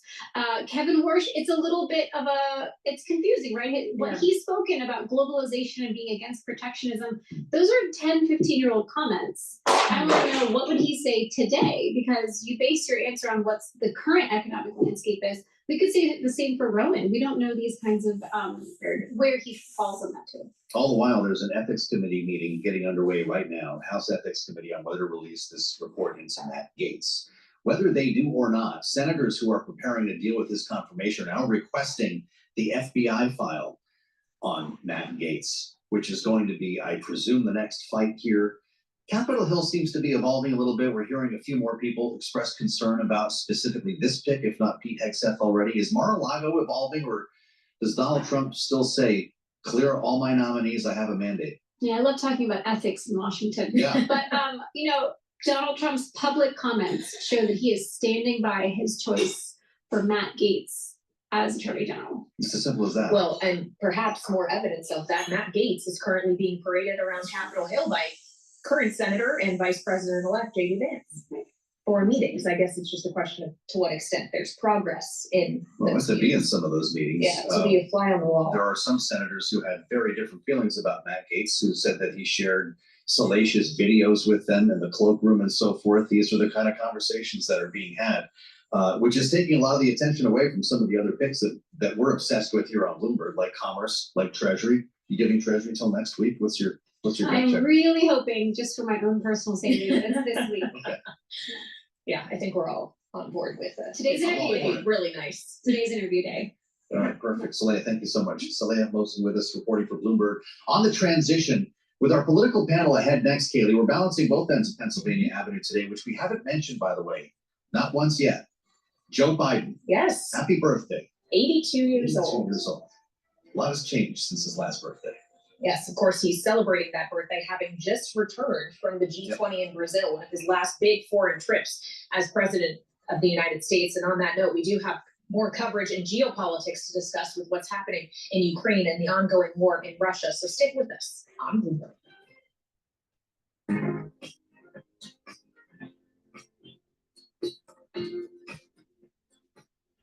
right. So we're going to go to the Times Radio about Ukraine and Tomahawk missiles. But before we do that, please go to my store, the-studio-reykjavik.com, and get the resveratrol. Resveratrol is really important as an antioxidant, but also helps to get rid of senescent cells. In addition, it is synergistic with C60. You should be taking this every day. I've been taking resveratrol for decades. Please go to my store, the-studio-reykjavik.com, and take the resveratrol as part of the anti-aging protocol that I have.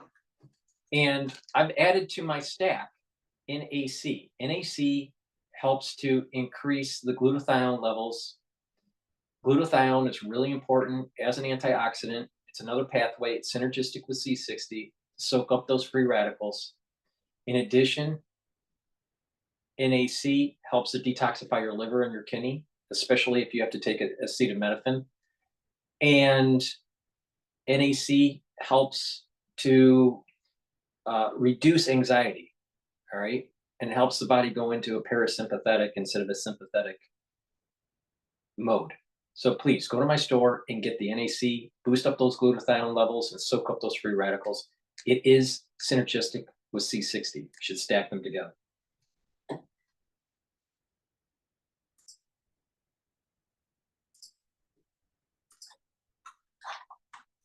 Talking about finding a peace negotiation, so they're not looking for this either. But Trump has also said, you know, if the Russians don't play nice on negotiations, we may have to arm Ukraine that's never been armed before. At that point, tomahawks might be something they would consider. I think it's time for people who understand the situation to start talking about arming Ukraine appropriately. Now, the US has closed its embassy in Kyiv over fears of a significant airstrike. Other embassies have also closed, including those of Spain, Italy, and Greece. It comes days after Washington allowed Ukraine to use these long-range missiles to strike targets inside Russia. Let's talk about all of this and more with a former US ambassador to Ukraine, John Herbs. John, a very good afternoon from us in London. Tell us about your experience and inform us as to what would happen. You worked in this embassy building. What sort of air defences would normally be protecting it? Well, I don't think there are any special air defenses for the building, although I've been out of the State Department for 14 years, so I don't have the most up-to-date information. But by and large, Kyiv does have effective air defense. Effective means they're able to destroy the vast majority, over 90% of missiles and drones coming in, but sometimes things get through. And so now we have these intel reports, I guess, I haven't seen them, of a massive Russian airstrike approaching or happening soon. So I think this is a natural precaution, which is nothing more than precaution for the safety of the personnel at the embassy and other embassies in Kyiv. What sort of response would you expect from Washington if the embassy was hit? You know, I have long advocated a stronger, bolder policy in supplying Ukraine with weapons. And we've seen a pattern since the big invasion began of the Biden administration dilly-dallying on necessary weapons because, in fact, they've been intimidated by Putin's nuclear threats. We should have in hand a plan to send more weapons, more advanced weapons. You know, it's ridiculous that people talk about the ATACMS as long-range strikes because they only go 180 miles. We should, in fact, be giving Ukraine tomahawks that can go 1,000 miles. That would be striking strategic targets in Russia. Ukraine needs to make this war end sooner. Right. Why do we know so much about the kind of missiles that are being involved and called in this campaign? Because actually, President Zelensky has said kind of enough talking about the exact range of the missiles and stuff like that, because it kind of plays into Russia's hands a bit, doesn't it? Into their propaganda machine. It does a little bit, but I mean, you know, these things are not deeply classified, not classified at all. People understand the ranges of major American weapon systems, and for that matter, the weapon systems of other countries. But we keep hearing the phrase deep strike because that's how the White House has briefed the press, because they've been intimidated again by Putin's nuclear threat. So people say, oh, deep strikes into Russia. Oh, my goodness. But 180 miles is not a deep strike into a country that's 9,000 miles from east to west and several thousand miles from north to south. Yeah. The other longer range missiles that you were talking about, Tomahawks and the like, John, I mean, do you think that those will be okay by America at some point under the tail end of this administration, under a new one? There's no way in the world that the Biden administration would go for this now. I think the Trump administration is talking about finding a peace negotiation, so they're not looking for this either. But Trump has also said, you know, if the Russians don't play nice on negotiations, we may have to arm Ukraine that's never been armed before. At that point, tomahawks might be something they would consider. I think it's time for people who understand the situation to start talking about arming Ukraine appropriately. Right. What is the likelihood, though, of that happening under President Trump? I mean, he made as part of his mandate a promise that he would be able to bring peace, not he would be able to arm Ukraine more. Well, he has said in the few comments he's made on this that he wants Ukraine to be flexible in reaching a deal, and he's mentioned territorial compromise in that connection, and he's willing to deny aid to Ukraine to make them amenable. He's also said Putin needs to reach an understanding, which leads to a decent peace, a stable peace, not the Russian conquest of Ukraine. And if the Russians are not willing to do that, he may need to arm Ukraine instead of been armed before. And right now, if you pay close attention to the reaction in Moscow to things coming from the incoming administration, it's almost entirely negative about the peace plan. Can I ask you for your thoughts as well?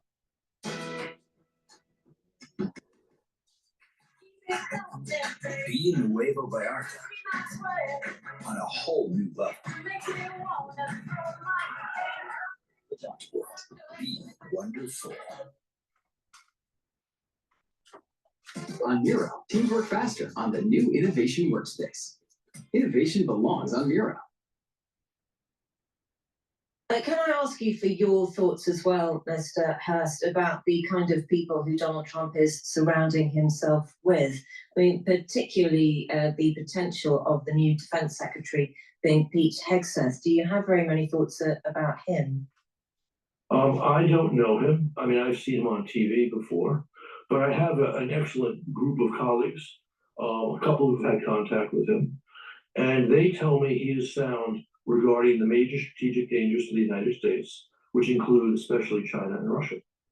So his outlook is, I think, is somewhat similar to Rubio's, our Secretary of State designate, and Waltz, the person who will become the National Security Advisor, who again are sound on these threats, even though Hegseth does not have the substantial experience that Rubio or Waltz have had. Yeah. Is there a danger, though, that given we are sailing into such uncharted territory at the moment with our geopolitics, that actually you create vulnerability by simply giving such a large job to somebody who is quite untested, who might have controversy around them? That's just giving ground to America's enemies, isn't it? I think that the controversy regarding Hegseth is understandable, given the fact he's not had the sort of blue chip experience on national security issues that normally defense secretary nominees have. But if his instincts are sound, he's obviously a smart man, and he has the right advisors, he can do a splendid job. So I'm not going to argue against him because his experience is on the lower side. If he was, ignorant regarding our enemies, regarding the threats America faces, I would say, yeah, we don't need this gentleman. But he's seen, again, I'm told he is sound on these issues, so that makes me comfortable with his nomination. What do you think will happen over the next couple of weeks, Mr. Hurst? Well, I think, Putin issued another nuclear threat in connection with the decision made by Biden at last on the ATACMS. I'm reasonably, can never be absolutely certain, but he has been bluffing all along with nuclear threats. We've crossed his supposed red times many, many times without result. But I think this, major airstrike on Ukraine, which has led to the closing of several embassies in Kyiv, may be his response to this. So we'll see more of these type of bloodthirsty tactics, which are aimed at civilians and energy infrastructure. Beyond that, I don't expect much. And I would just hope that, again, if somehow any embassy was hit, that we have something planned in terms of a new package of things for Ukraine that will do damage to Russian aggressors in Ukraine and on Russian soil. Thank you very much indeed for talking to us this afternoon. That is former US Ambassador to Ukraine, John Hurst. Please go to my store, the-studio-reykjavik.com, and get the nattokinase. This helps with your cardiovascular health. Nattokinase is a fibrinolytic enzyme that helps to break up clots, but it also can help bring down LDL levels and increase your HDL levels. Very important. And as we age, it's important to maintain muscle mass and increase muscle mass. Get myotrol. Myotrol will help to build muscle, maintain muscle, also improve the health of your mitochondria. That will have the ATP to maintain the muscle and to build the muscle. If you're athletic, take myotrol. This will help with your recovery and to improve your performance. This has lignans in it, which brings down inflammation, which will help with the recovery, right? It's also an antioxidant. So when you're working out, it's soaking up those free radicals. It has flavonoids and polyphenols in it. And when you do this together, then you're going to be able to build muscle. So please go to my store, the-studio-reykjavik.com. If you're older, take the myotrol. And if you're an athlete or semi-pro or just recreational athlete, take myotrol to help with building up muscle and for your recovery. Please go to my store, the-studio-reykjavik.com. Get the myotrol. All right, what's going on of education, but she's going to need congressional approval, or he will, to make that happen. In the meantime, it seems there's some low-hanging fruit, according to the initial analysis here, Jeannie, stopping schools from promoting inaccurate and unpatriotic concepts about American history surrounding institutionalized racism. That sounds like critical race theory. Also expanding voucher programs that direct more public funds to parents to spend on homeschooling, on religious schools. Do you see all that happening in the first 100 days? Yeah, I don't see the dismantling for the reason you mentioned. They would need to overcome the filibuster, be very hard to do. And I do see her pushing for school choice. She will follow in the tradition of Betsy DeVos, who was devoted to that as well. The Senate is thinking on the GOP side of a tax credit in that direction. So I think she may see some movement there. But the issue of this CRT, or the critical race theory elimination, the cultural changes they're talking about, raises a really important question. What if the state of Massachusetts decides it wants to teach CRT? Are they going to use the department that they're talking about closing then to force the state not to teach it? I think they've got to make a choice. Are they for returning education to the state level, the local level? Or is it only returning it to the state and local level when the state is doing what this Christian nationalist movement in? Forget about the state authority issue. CRT is paving the road for reparations. Shut down CRT and you shut down reparations. It's that simple. Or really do attempt to dismantle it and hope that they can get Congress to go along. Well, to Jeannie's point, if they're going to go through making it or returning it to the states, that would be somewhat consistent with what a conservative principle would be, smaller government. But to then enforce their will, what they want the states to do, that then is a contradiction and would be entirely hypocritical to then have that stance as well. So you can't have it both ways, pick one or the other. But I think also this idea that they're going to be able to do this in the first 100 days, really they have the 2 years if you think about it, because there will be a referendum in 2 years, essentially, if people are liking the way that the things are going with the Trump administration or not, when we have another round of House votes and they'll get to weigh in. So it's really a matter of 2 years, essentially, to push through as much as they can or would like to get done. It's time to start running for the midterms now, Maura. Would eliminating the Department of Education, Maura, be good for America? Yes. I can't say that I think just full out dismantling it, but I do think, and this is something that you're starting to see people realize, there needs to be some accountability across the departments of, an audit. A lot of funds have been used in ways that we don't even know about. So having a little more transparency and a look into what each department is spending money on, I don't think it's a bad thing. And I think it's something that we, as the American people who are funding a lot of this stuff with their taxpayer dollars, should know what's being spent. So I think doing a deep dive on these departments is a positive step, and it's something that we should be okay with as a country that is severely in debt. All right, Maura Gillespie, and Jeannie Shanzano, our political panel today. Thank you so much for joining us. And we're getting more reporting now out from our team here at Bloomberg about what exactly the second White House could look like and who could be in it, what kind of roles they could. Go there, S&P 500 is trading at 5,883, and the VIX is at about 18, and the Euro USD pair is trading at 1.052. Oil continues to go down. It's trading at 68.98. This is Bloomberg.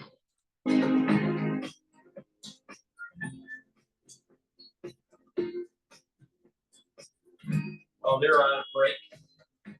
Please go to my store, the-studio-reykjavik.com, and get the zeolite. Zeolite helps to remove heavy metals, toxins, and chemicals. It's important to detoxify your body. You can take the zeolite every day.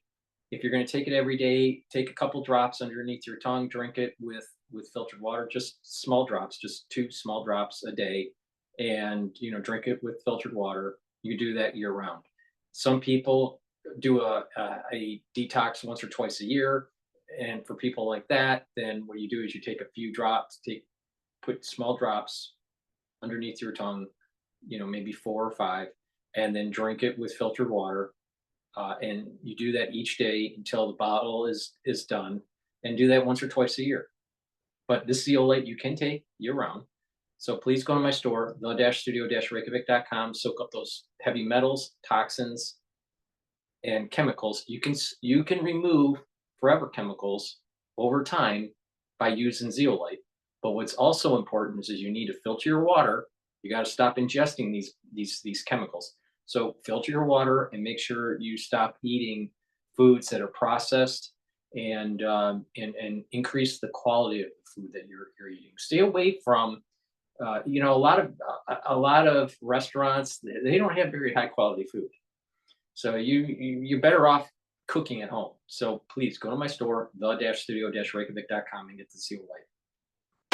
And lastly, digestive enzyme complex. Reduce that stress on your pancreas. All right, when you eat, your pancreas creates enzymes to break up your food.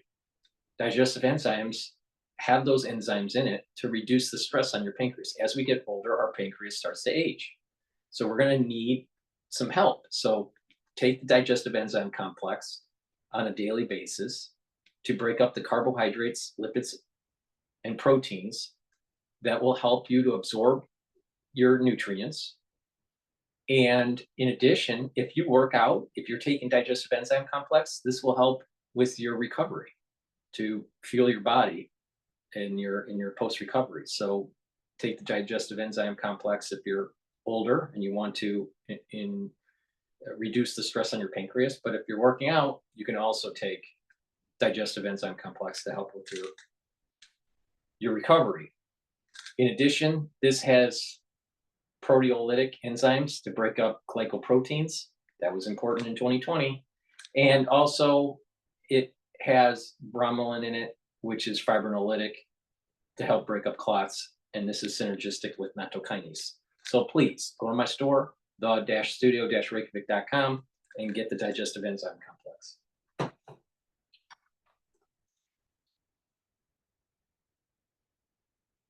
Structural nanosilver toothpaste is very important to take. This is a very high quality product. All right. Has no fluoride in it. Has structural nanosilver to whiten your teeth, freshen your breath, neutralize pathogens, reduce gum irritation, and help with the gum line.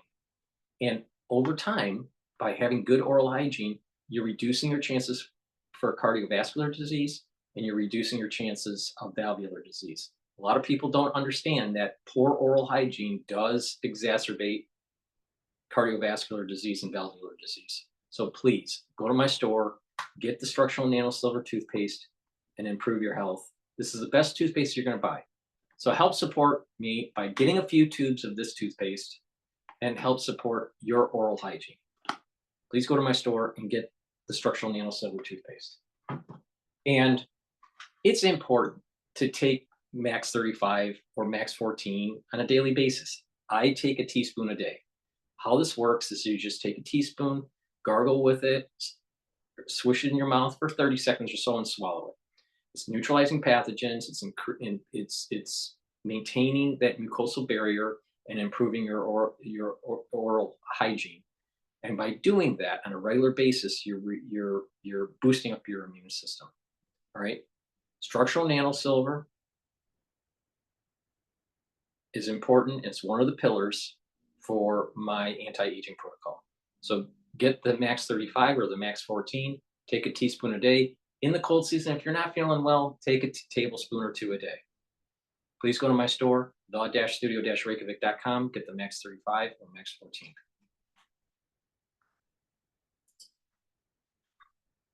The S&P right now at 58.80. It is down 37 points, a decline there of 0.6%. NASDAQ lower by 163 points. NASDAQ, the composite index, down 0.9%. Dow Jones Industrial Average now down 108, down by 0.3%. 10-year at 4.41%. The 2-year 4.30%. Spot gold up 0.6%, 26.47 the ounce. West Texas Intermediate crude 69.15 a barrel, and a record for Bitcoin today was trading above 94,000. Right now at 93,650. Bitcoin up by 1.5%. Bottom line here: stocks trading lower as investors digest the latest Ukraine-Russia tensions. We're also awaiting Nvidia after the bell. Nvidia shares ahead of earnings, down now by 1.7%. Yes, complete coverage. We've got you covered on both Bloomberg Television and radio. Ford is open. That's the end of my transmission. Please go to my store, the-studio-reykjavik.com. Get the great supplements that I offer. Help support my work by making sure you subscribe to all my channels. And please improve your health. All right? Take my advice. Follow my protocol. Get the supplements. Take it regularly. And you're going to notice major improvements. Please go to my store, the-studio-reykjavik.com. Thank you for listening and have a nice day.